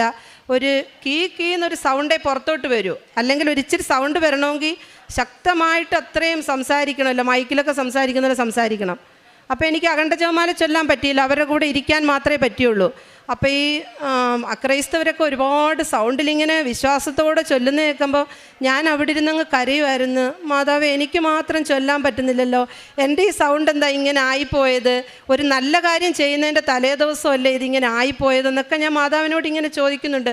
നിനക്ക് തരാൻ പറ്റത്തില്ലേ എന്നൊക്കെ പറഞ്ഞ് പ്രാർത്ഥിച്ച് അവിടെ ഇരുന്നു. പക്ഷേ എനിക്ക് സൗണ്ട് വന്നില്ല. ആ മാസം തന്നെ ഞങ്ങൾ 4 പ്രാർത്ഥന ചെയ്തു വീട്ടിൽ. അതെല്ലാം എൻ്റെ വീട്ടിലായിരുന്നു ആ പ്രാർത്ഥനയെല്ലാം, 13 പേരും. 4 പ്രാർത്ഥന ചെയ്തപ്പോഴും ഞാനിങ്ങനെ മൗനമായിട്ടിരിക്കും. അപ്പോൾ എൻ്റെ ഹസ്ബൻഡ് ഇച്ചിരി തിരക്കുള്ള ആളാണ്. അപ്പോൾ ആ മാസത്തിൽ അദ്ദേഹത്തിന് വലിയ തിരക്കായതുകൊണ്ട് എൻ്റെ ഈ സൗണ്ടിനെ പറ്റി ഒന്നും ചോദിക്കത്തില്ല. അതെന്നെ വല്ലാതെ വിഷമിപ്പിച്ച്, നിനക്കിങ്ങനെ സൗണ്ട് പോയല്ലോ. അപ്പോൾ വിചാരിക്കുന്ന തൈറോയിഡിൻ്റെ പ്രോബ്ലം ഉള്ളതുകൊണ്ട് അതുകൊണ്ടാണ്, അത് പിന്നെ കാണിക്കുമ്പോൾ ശരിയാവുമെന്നും പറഞ്ഞായിരുന്നേ. അപ്പോൾ എനിക്ക് എല്ലാ വർഷവും FNAC എടുക്കാറുണ്ട്. ഈ 4 വർഷമായി എടുക്കുന്നത്. 3 വർഷം FNAC എടുത്തപ്പോൾ നെഗറ്റീവാണ്, ഈ വർഷം മാത്രം എടുത്തില്ല. അപ്പോൾ FNAC എടുക്കാനായിട്ട് ഞങ്ങൾ പോയി. അപ്പോൾ ഈ കഴുത്തേൽ ഞാൻ തൈലം തൊട്ട് കുരിശ് വരച്ച് പ്രാർത്ഥിച്ചിട്ട് പറയും, എൻ്റെ സൗണ്ടിങ് തിരിച്ചു തരണേ, എനിക്ക് പ്രാർത്ഥിക്കാൻ വേണ്ടി മാത്രമായി സൗണ്ട് ഉള്ളതെന്ന് പറഞ്ഞ് ഞാൻ പ്രാർത്ഥിക്കുമായിരുന്നു. അപ്പോൾ FNAC ചെയ്യാനായിട്ട് എൻഡോക്രൈനോളജിൽ ചെന്നപ്പോൾ ഡോക്ടർക്ക് നല്ല പരിചയമായിരുന്നു ഞങ്ങളെ ഈ 3 വർഷം കൊണ്ട്. ഡോക്ടർ പറഞ്ഞ്, സിന്ധുവിന് എന്തോ വിഷമമുണ്ടല്ലോ എന്ന് പറഞ്ഞപ്പോൾ ഹസ്ബൻഡ് പറഞ്ഞ്, ആ സിന്ധുവിന് ഇപ്പോൾ എപ്പോഴും കംപ്ലൈൻറ്റാണ് ഡോക്ടറെ, സൗണ്ട് ഇല്ല എന്ന് പറഞ്ഞ് കംപ്ലൈൻറ്റാന്ന് പറഞ്ഞു. അപ്പം ഞാൻ പറഞ്ഞു, ഡോക്ടറെ കംപ്ലൈൻ്റ് അല്ല, എൻ്റെ സൗണ്ട് ജനുവരി 1-ന് പോയതാണ്. അപ്പോൾ ഡോക്ടർ നോക്കിയപ്പോൾ സൗണ്ട് ഇല്ല. അപ്പോൾ ഡോക്ടർ ഉടനെ അവിടെ തന്നെ ENTയിൽ എൻഡോസ്കോപ്പിക്ക് തന്ന്. എൻഡോസ്കോപ്പി ചെയ്തപ്പം 2 തടുപ്പുണ്ട്, അതുകൊണ്ടാണ് സൗണ്ട് പോയത്. അത് ചിലർക്ക് വന്നില്ല എന്നുണ്ടെങ്കിൽ ആ 2 തടുപ്പും സർജറി ചെയ്യണം. സർജറി ചെയ്ത് കഴിഞ്ഞാലും ചിലർക്ക് പിന്നെയും സൗണ്ട് പോവാറുണ്ട്. ഒരുപാട് സംസാരിക്കുകയും ഇങ്ങനെ ആ സൗണ്ട് എടുക്കുന്നവർക്കൊക്കെ ഇങ്ങനെ പോവാറുണ്ടെന്ന് പറഞ്ഞു. ഉടനെ ഹസ്ബൻഡ് എന്നോട് പറഞ്ഞ്, നീ ഇനി ഗ്രൂപ്പിൽ അങ്ങനെ സൗണ്ട് എടുത്ത് പ്രാർത്ഥിക്കുകയൊന്നും വേണ്ട, അതുകൊണ്ടാണ് നിൻ്റെ സൗണ്ട് പോയത്, നീ പെതുക്കെ പ്രാർത്ഥിക്കാൻ എന്ന് ഞാൻ നിന്നോട് പറഞ്ഞാൽ കേൾക്കത്തില്ലെന്ന് പറഞ്ഞാൽ എന്നെ വഴക്ക് പറയുമ്പോൾ ഞാൻ മാതാവിൻ്റെ മുഖത്തോട്ട് നോക്കിയിട്ട് പറഞ്ഞു, മാതാവേ, പ്രാർത്ഥിക്കുന്നെങ്കിൽ എനിക്ക് സൗണ്ട് വെച്ച് പ്രാർത്ഥിക്കാതെ പറ്റത്തില്ല, മൗനമായിട്ടിരുന്ന് പ്രാർത്ഥിക്കാൻ അത് ഏതെങ്കിലും ആരാധന ചാപ്പലിൽ ഇരിക്കുമ്പോൾ മാത്രമേ എനിക്കങ്ങനെ പറ്റൂ. അല്ലാതെ എൻ്റെ അമ്മയോട് എനിക്ക് പറയുമ്പോൾ അത് എൻ്റെ ഹൃദയത്തിൽ നിന്ന് പുറത്തോട്ട് വന്നേ എനിക്ക് പറയാൻ പറ്റത്തുള്ളൂ എന്ന് കരഞ്ഞ് ഞാൻ പ്രാർത്ഥിച്ചു. അവർ 800 രൂപയുടെ ടാബ്ലറ്റ് തന്നിട്ട് ഡോക്ടർ പറഞ്ഞ്, ഈ ടാബ്ലറ്റ് കഴിക്കുമെന്ന് പറഞ്ഞ്. ഞങ്ങൾ വീട്ടിൽ വന്നപ്പോൾ ഞങ്ങളുടെ ഗ്രൂപ്പിലുള്ള 13 പേരെ ഞാൻ വാട്സപ്പിൽ കോളിൽ വിളിച്ചിട്ട് പറഞ്ഞ്, നമ്മൾ ഇത്രയും പേര്, ഞങ്ങൾ 14 ഉടമ്പടിക്കാരാണ്, അത് അത്രയും പ്രേക്ഷിതം ചെയ്ത് ഉടമ്പടി എങ്ങനെയാണെന്ന് അറിഞ്ഞ് പോകുന്നവരാണ് അവർ. അവരോട് പറഞ്ഞു, ഞാൻ മരുന്നെടുത്തില്ല, ഈ സൗണ്ട് വരത്തില്ല എന്നുണ്ടേ വേണ്ട, കൃപാസനത്തിൻ്റെ അൾത്താരയിൽ നിന്ന് എനിക്ക് സൗണ്ട് തിരിച്ചു തരാമെങ്കിൽ തന്നാൽ മതിയെന്ന് പറഞ്ഞു. ഞാൻ ആ മരുന്നെടുത്തില്ല. തൈലം മാത്രം തൊട്ട് പ്രാർത്ഥിച്ച്, പിന്നെ അവർ പ്രാർത്ഥനയ്ക്ക് വരുമ്പോൾ അത്രയും ഉടമ്പടിക്കാരും അവർ ഓടി വന്ന് എൻ്റെ കഴുത്തേൽ അവർ ഉടമ്പടി തൈലം എടുത്തുകൊണ്ട് വന്ന് അവർ കുരിശ് വരച്ച് പ്രാർത്ഥിച്ചിട്ടാണ് പോകുന്നത്. അപ്പോൾ ഹസ്ബൻഡ് ഇടയ്ക്ക് എൻ്റെ അടുത്ത് ചോദിച്ച്, നീ എന്താ മരുന്നെടുക്കാത്തേ? ഞാൻ പറഞ്ഞില്ല, ഞാൻ മരുന്നെടുക്കത്തില്ല, എൻ്റെ കൃപാസനം അമ്മ എനിക്ക് സൗണ്ട് തരുമെങ്കിൽ തന്നാൽ മതി എന്ന് പറഞ്ഞു. പക്ഷേ ഹസ്ബൻഡ് ഒന്നും പറഞ്ഞില്ല. ഒരു ഹസ്ബൻഡിന് വിശ്വാസമാണ്. പിന്നെ എൻ്റെ സൗണ്ടിൻ്റെ ആ ഒരു പോരായ്മ കൊണ്ടായിരിക്കാൻ ചോദിച്ചത്. ഈ ഫെബ്രുവരി 20-ാം തീയതി എൻ്റെ സൗണ്ട് പഴയതുപോലെ തിരിച്ചു വന്ന് ഞാൻ ഒരു മരുന്നും എടുത്തിട്ടില്ല. മരുന്ന് ഇവിടെ കൊണ്ടുവരാൻ ഞാൻ മറന്നു, പൊട്ടിക്കാതെ ഞാൻ മരുന്ന് വെച്ചിട്ടുണ്ട്. ഇത്രയും അമ്മ എന്നെ ഇങ്ങനെ ഒരു അനുഗ്രഹത്തിന് വേണ്ടിയിട്ടല്ല ഞങ്ങൾ കൃപാസന അമ്മയെ സ്നേഹിക്കുന്നത്. മറ്റുള്ളവരെ കൊണ്ടുവരാനും പിന്നെ ഉടമ്പടി എടുക്കാൻ മുടങ്ങിക്കിടക്കുന്നവരുണ്ട്, അങ്ങനെ കൊണ്ടുവരാനും ഒക്കെ ഞങ്ങൾ ഉടമ്പടി എടുത്തത്. ഹസ്ബൻഡ് ഞാനും കൂടെ ഒരുമിച്ചാണ് പ്രേക്ഷിതം ചെയ്യുന്നത്. ഞങ്ങൾക്ക് ഒരുപാട് പരിഹാസമുണ്ട്. കൃപാസനമ്മയുടെ പേര് കിട്ടുന്ന പരിഹാസം എല്ലാം എനിക്ക് എൻ്റെ മേളിൽ പൂവായിട്ട് വീഴുന്ന പോലെ തോന്നുന്നത്. ആദ്യമൊക്കെ ഒരു ചമ്മലുണ്ടായിരുന്നു. ഞാൻ എൻ്റെ ഈ ബാഗിൽ ഇവിടുന്ന് കൃപാസനമ്മയുടെ ഈ ഫോട്ടോ ഒട്ടിച്ചിട്ട് ഇപ്പോൾ 6 മാസമായി. ഇതിൻ്റെ പേരിൽ ഞാൻ കേൾക്കുന്ന ആക്ഷേപവും പരിഹാസമൊക്കെ എനിക്ക് ഒരു ദിവസം എന്ന് പറഞ്ഞാൽ സന്തോഷത്തിൻ്റെ ദിവസമാണ് ആ കിട്ടുന്ന പരിഹാസമൊക്കെ. ഒരുപാട് പേര് പരിഹസിക്കും, ഈ മാതാവിൻ്റെ ഫോട്ടോ എന്തിനാ ബാഗിലൊക്കെ ഒട്ടിച്ചുകൊണ്ട് കിടക്കുന്നതെന്ന് പറഞ്ഞ്. അത് ഞങ്ങൾ ഒട്ടിക്കാൻ വൈകിപ്പോയെന്നാണ് ഞങ്ങൾ മറുപടി പറയുന്നത്. ഈ ബാഗ് പഴകിയിട്ട് പോലും ഇത് മാറ്റാൻ എനിക്ക് പറ്റത്തില്ല. അത്രമാത്രം ഞങ്ങൾ അമ്മയെ സ്നേഹിക്കുന്ന ഒരു കുടുംബമാണ്. അതിലൂടെ 20 പേരെ ഞങ്ങൾക്ക് കൊണ്ടുവരാൻ പറ്റുക. 20 പേരെ വെറുതെ അല്ല കൊണ്ടുവന്നത്, അവർ ഉടമ്പടിയിൽ ഉറച്ചു നിന്ന് ആ 20 പേര് പിന്നെ 5 പേരെ വെച്ച് അവർ കൊണ്ടുവരിക ചെയ്യുന്നത്. ഞങ്ങൾ ജനുവരി 1-ാം തീയതി ഒരു ഗ്രൂപ്പ് ഉണ്ടാക്കി. ആ ഗ്രൂപ്പിനകത്ത് ഞങ്ങളിപ്പോൾ 2 മാസമായതേ ഉള്ളൂ. ആ ഗ്രൂപ്പിൽ ഒരുമിച്ച് നിന്നുകൊണ്ടാണ് കാരുണ്യപ്രവൃത്തി ചെയ്യുന്നത്. ആ കാരുണ്യപ്രവൃത്തി ആദ്യമായിട്ട് ഇപ്പോൾ ചെയ്തത് വലിയൊരു കാരുണ്യപ്രവൃത്തി എന്ന് പറയുന്നത്, ഞങ്ങളുടെ വീട്ടിൻ്റെ അടുത്തൊരു ദരിദ്ര കുടുംബമുണ്ട്. അവർക്ക് ജപ്തി ചെയ്ത് അവരെ ഇറക്കി വിട്ടപ്പോൾ അവർക്ക് വീടില്ലാത്തതുകൊണ്ട് അവരൊരു ടാർപ്പ കെട്ടിയാണ് കിടക്കുന്നത്. അപ്പോൾ അതിൻ്റെ സൗകര്യങ്ങളൊക്കെ ഞങ്ങളാണ് ചെയ്തു കൊടുക്കുന്നവർക്ക്. അപ്പോൾ ആ പെങ്കൊച്ചിന് യൂട്രസ് ഔട്ടായിട്ട് 5 വർഷമായി സർജറിക്ക് പോകാൻ പൈസ ഇല്ലാതെ വിഷമിച്ചിരിക്കുന്ന സമയത്ത് ഞങ്ങളുടെ ഗ്രൂപ്പിൽ ഈ 13 പേരും ചേർന്ന് 24,000 രൂപ പിരിച്ച് മെനഞ്ഞാന്ന് കൊടുത്ത് അവളെ SAT-യിലേക്ക് സർജറിക്ക് അയച്ചു. ഇന്ന് അവൾ സ്കാനിങ്ങിന് പോയിരിക്കുകയാണ്. അങ്ങനെ അത്രയും നല്ലതുപോലെ ചെയ്യുന്ന അക്രൈസ്തവരായിട്ടുള്ള കുടുംബങ്ങളാണ് അതിനകത്തുള്ളത്. അവരുടെ പ്രാർത്ഥന വലിയ പ്രാർത്ഥനയാണ്. അവർക്ക് എപ്പോഴും പ്രാർത്ഥിക്കണം കൃപാസന അമ്മയോട്. പിന്നെ ഞങ്ങളുടെ പ്രേക്ഷിതം എന്ന് പറയുന്നത്, ഞങ്ങൾ ഉടമ്പടി എടുത്ത സമയത്ത് എല്ലാവരെയും പോലെ കാരുണ്യപ്രവൃത്തി, അച്ഛൻ പറയുന്നുണ്ടല്ലോ കാരുണ്യപ്രവൃത്തി ചെയ്തില്ലെങ്കിൽ ഉടമ്പടി പൂർത്തിയാവത്തില്ല എന്ന് വെച്ചുകൊണ്ട് ഞങ്ങൾ അങ്ങനെ കാരുണ്യപ്രവൃത്തി ചെയ്യുമായിരുന്നു. പേരിനും വേണ്ടി ഒരു കുടുംബത്തെ സഹായിക്കും. പിന്നെ ഞങ്ങൾ 2019, 2025 ആയപ്പോഴത്തേക്ക് ഞങ്ങളുടെ കാരുണ്യപ്രവൃത്തി എന്ന് പറയുന്നത്, ഞങ്ങൾ രോഗികളെ സന്ദർശിച്ച രോഗികളെ ഞാൻ ഹോസ്പിറ്റലിൽ കൊണ്ടുപോകും. ആ കൊണ്ടുപോയ രോഗിയുടെ വീട്ടിൽ തന്നെ നിരന്തരം സന്ദർശിക്കുക, അവർക്ക് വേണ്ടുന്ന എല്ലാ സഹായവും ഞാൻ ചെയ്തു കൊടുക്കും. ഭക്ഷണമില്ല എന്നറിയുന്നിടത്ത് ഭക്ഷണം കൊണ്ടു കൊടുക്കും. വസ്ത്രമില്ലാത്ത ഒരുപാട് പേരുണ്ട്, അവർക്ക് ഞങ്ങൾ വസ്ത്രം കൊണ്ടുവന്ന് കൊടുക്കുകയും ഹോസ്പിറ്റലിൽ കൂടെ പോവുകയും, വായിക്കാൻ അറിയാത്തവരുണ്ട്, അതെല്ലാം വായിച്ചെടുത്ത് എല്ലാ ടെസ്റ്റുകളും ഞാൻ തന്നെ ചെയ്തു കൊടുക്കുകയൊക്കെ ചെയ്യും. രണ്ടാമത് പിന്നെ അങ്ങനെ പോയ സമയത്ത് പിന്നെയും കാരുണ്യപ്രവൃത്തിയിൽ വേറൊരു മാറ്റം വന്നപ്പോൾ എനിക്ക് തോന്നി, ഉടമ്പടി എടുത്ത് ഒരുപാട് പേര് ഉടമ്പടി മുടക്കിയിട്ട് കാശുരൂപം പോലും എവിടാന്നറിയാതെ വീടുകളിലിരിക്കുന്നുണ്ട്. ഞാൻ അവരുടെ എല്ലാം വീടുകളിൽ പോയി അവരെ വിളിച്ച് ഇവിടെ കൊണ്ടുവന്നു. ആദ്യം അവർക്ക് അവരുടെ വീട്ടിൽ വെച്ചൊരു ക്ലാസ് കൊടുത്തു. അതിനുശേഷം ഇവിടെ കൊണ്ടുവന്ന് ഉടമ്പടി പുതുക്കി കാരുണ്യപ്രവൃത്തിയിലേക്ക് കൊണ്ടുപോയി. ഞാൻ പോയ മിക്ക ഭവനങ്ങളിലും 3-4 പുതുക്കിയവരുണ്ടായിരുന്നു. പക്ഷേ കാരുണ്യപ്രവൃത്തി ചെയ്തിട്ടുണ്ടോ എന്ന് ചോദിച്ചപ്പോൾ ഒന്നുമില്ല എന്ന് പറഞ്ഞു. അവരെല്ലാം ഇന്ന് എൻ്റെ ഗ്രൂപ്പിനകത്തുണ്ട്. അവരാണ് മുന്നിട്ട് കാരുണ്യപ്രവൃത്തിക്ക് ഇപ്പം നിൽക്കുന്നത്. അങ്ങനെയായിരുന്നു ഞങ്ങൾ 2ാമത് പ്രേക്ഷിതം ചെയ്തത്. 3ാമത്തെ ഈ പ്രേക്ഷിതമായിട്ട് ഉള്ളതായിരുന്നു ഈ ഗ്രൂപ്പ് ഞാൻ ഉണ്ടാക്കി. അക്രൈസ്തവരെ കൂടുതൽ പേരെ ഇതിലേക്ക് കൊണ്ടുവരികയും എനിക്കറിയാവുന്ന ഞാൻ പഠിച്ച പ്രാർത്ഥനകളെല്ലാം ഞാൻ അവരെ പഠിപ്പിച്ചു. 10 പേരോളം പേരെ ജപമാല പഠിപ്പിച്ചു, എങ്ങനെയാ ചൊല്ലണ്ടേന്നെല്ലാം പഠിപ്പിച്ചു. കുരിശിൻ്റെ വഴി ഈ സമയത്ത് അവർക്ക് അറിയത്തില്ലായിരുന്നു, അതെല്ലാം ചെയ്തു. ഞാൻ ലാറ്റിനാണ്, ഞങ്ങളുടെ പള്ളികളിലേക്ക് അവരെ കൊണ്ടുപോയി സിസ്റ്റേഴ്സുമായിട്ട് ബന്ധപ്പെടുത്തി. പിന്നെ ഞങ്ങൾ ഈ പ്രേക്ഷിതം എവിടെ ഉടമ്പടി മുടങ്ങിക്കിടക്കുന്നവരുണ്ടോ അവിടെ പോവും. പിന്നെ എന്നെ വിളിക്കും, മറ്റുള്ളവർ നമ്പർ കൊടുത്തിട്ട് എന്നെ വിളിച്ചിട്ട് പറയും ഉടമ്പടി എടുക്കാൻ ഇങ്ങനൊരു കൊച്ചിനെ വിളിച്ചാൽ മതി എന്ന് പറയുമ്പോൾ ഞാൻ ആ വീട്ടിലേക്ക് എത്ര ദൂരെ ആയാലും പോകും. എൻ്റെ ഹസ്ബൻഡ് എത്ര ദൂരെ ആയാലും എന്നെ വിടും അതിന്. അവിടെ പോവും, അവരുമായിട്ട് സംസാരിക്കും. പക്ഷേ പത്രം പ്രേക്ഷിതം ചെയ്യാമെന്നുള്ള ഉറപ്പുണ്ടെങ്കിൽ മാത്രമേ ഞാൻ അവരെ ഉടമ്പടി എടുപ്പിക്കത്തുള്ളൂ. ആദ്യ സമയത്തൊക്കെ ഞാൻ എല്ലാവരെയും ഉടമ്പടി എടുപ്പിക്കുമായിരുന്നു. ഇപ്പം പത്രം പ്രേക്ഷിതം ചെയ്യാമെങ്കിൽ മാത്രമേ ഞാൻ ഉടമ്പടി എടുപ്പിക്കത്തുള്ളൂ. അങ്ങനെ അവരുമായിട്ട് ഇവിടെ ഞാൻ തന്നെ അവർക്ക് വണ്ടിക്കൂലി കൊടുത്ത് ഞാനിവിടെ കൊണ്ടുവരും. പിന്നെ ഞങ്ങളുടെ നാട്ടിൽ കുറച്ച് പേര് സാമ്പത്തികമായിട്ട് ഈ എല്ലാ മാസവും ഇവിടെ വരാൻ ബുദ്ധിമുട്ടുള്ളവരുണ്ടെന്ന് മനസ്സിലാക്കി അവരുമായിട്ട് അടുത്ത് അവരെ വീട്ടിൽ പോയി ഞാൻ ഇരിക്കും, ഈ പത്രമായിട്ട് അവിടെ പോയി ഇരിക്കും. അപ്പോൾ അവർക്ക് എല്ലാ മാസവും പത്രം വാങ്ങിച്ച് പ്രേഷണം ചെയ്യാൻ അവർക്ക് ഭയങ്കര ആഗ്രഹമാണ്. പക്ഷേ പത്രം വാങ്ങിക്കാനോ ഇവിടെ വരാനോ ഉള്ള സാമ്പത്തികം ഇല്ലാത്തതുകൊണ്ട് ഞാനും ഹസ്ബൻഡും ഇവിടെ വന്ന് ഞങ്ങൾ 2 കെട്ട് പത്രം വെച്ച് അവർക്കെല്ലാം വാങ്ങിച്ചുകൊണ്ട് കൊടുക്കും. അപ്പോൾ അവർ പ്രേഷണം ചെയ്യാനായിട്ട് പോകും. എൻ്റെ നാട്ടിലിപ്പോൾ എനിക്ക് പ്രേഷണം ചെയ്യാൻ പറ്റത്തില്ല, കാരണം ഞാൻ അത്രയും പേരെ കൊണ്ടുവന്ന് അവരെല്ലാം പ്രേഷണം ചെയ്യുന്നതുകൊണ്ട് ഞങ്ങൾക്ക് വേറെയുള്ള സ്ഥലങ്ങളിലേ പോകാൻ പറ്റൂ. പക്ഷേ ഞങ്ങൾ ഇന്നുവരെ എടുത്ത ഉടമ്പടിയിൽ ഞങ്ങൾ ബസ് സ്റ്റാൻഡിലോ റെയിൽവേ സ്റ്റേഷനിലോ ഒന്നും പത്രം പ്രേഷണം ചെയ്തിട്ടില്ല, ഹോസ്പിറ്റലിൽ ചെയ്തിട്ടില്ല. കാരണം ഞങ്ങളുടെ നാട്ടിലെ ഹോസ്പിറ്റലിൽ ചെല്ലുമ്പോൾ അവിടുത്തെ OP-യിൽ കസേരയിൽ പത്രം കൂട്ടി വെച്ചിരിക്കുക, അതുകൊണ്ട് ഞങ്ങൾ ചെയ്യത്തില്ല. ഞങ്ങളെല്ലാ വീടുകളും കയറി ഇറങ്ങിയിട്ട് ആ വീട്ടിൽ ഞാൻ 10 മിനിറ്റ് ഇരിക്കും, കൃപാസനത്തെ പറ്റി സംസാരിക്കും, ഉടമ്പടി എന്താണെന്ന് സംസാരിക്കും, യൂട്യൂബിനകത്തുള്ള പ്രധാനപ്പെട്ട സാക്ഷ്യങ്ങൾ അവരെ കേൾപ്പിക്കും. അപ്പോൾ അവിടെ കുറച്ച് നേരം ഇരിക്കുമ്പം അവരുടെ മനസ്സിൽ നിന്ന് വരും അവർക്ക് ഉടമ്പടി എടുക്കാൻ ആഗ്രഹം ഉണ്ടായിരുന്നു, പക്ഷേ കൊണ്ടുപോകാൻ ആരും ഇല്ലായിരുന്നു എന്നുള്ളത്. അങ്ങനെ അവരെ ഇവിടെ കൊണ്ടുവരും. അതാണിപ്പം ഈ പ്രേക്ഷിതമാണ് ഞങ്ങൾ ചെയ്യുന്നത്. എല്ലാത്തിനും മാതാവിനും ഈശോയ്ക്കും ഞാൻ നന്ദി പറയുന്നു. എൻ്റെ ഇനിയുള്ള ജീവിതം ഈശോയും അമ്മയും മഹത്വപ്പെടുത്താനുള്ളതായിരിക്കണമെന്നാണ് ഞങ്ങളുടെ പ്രാർത്ഥന.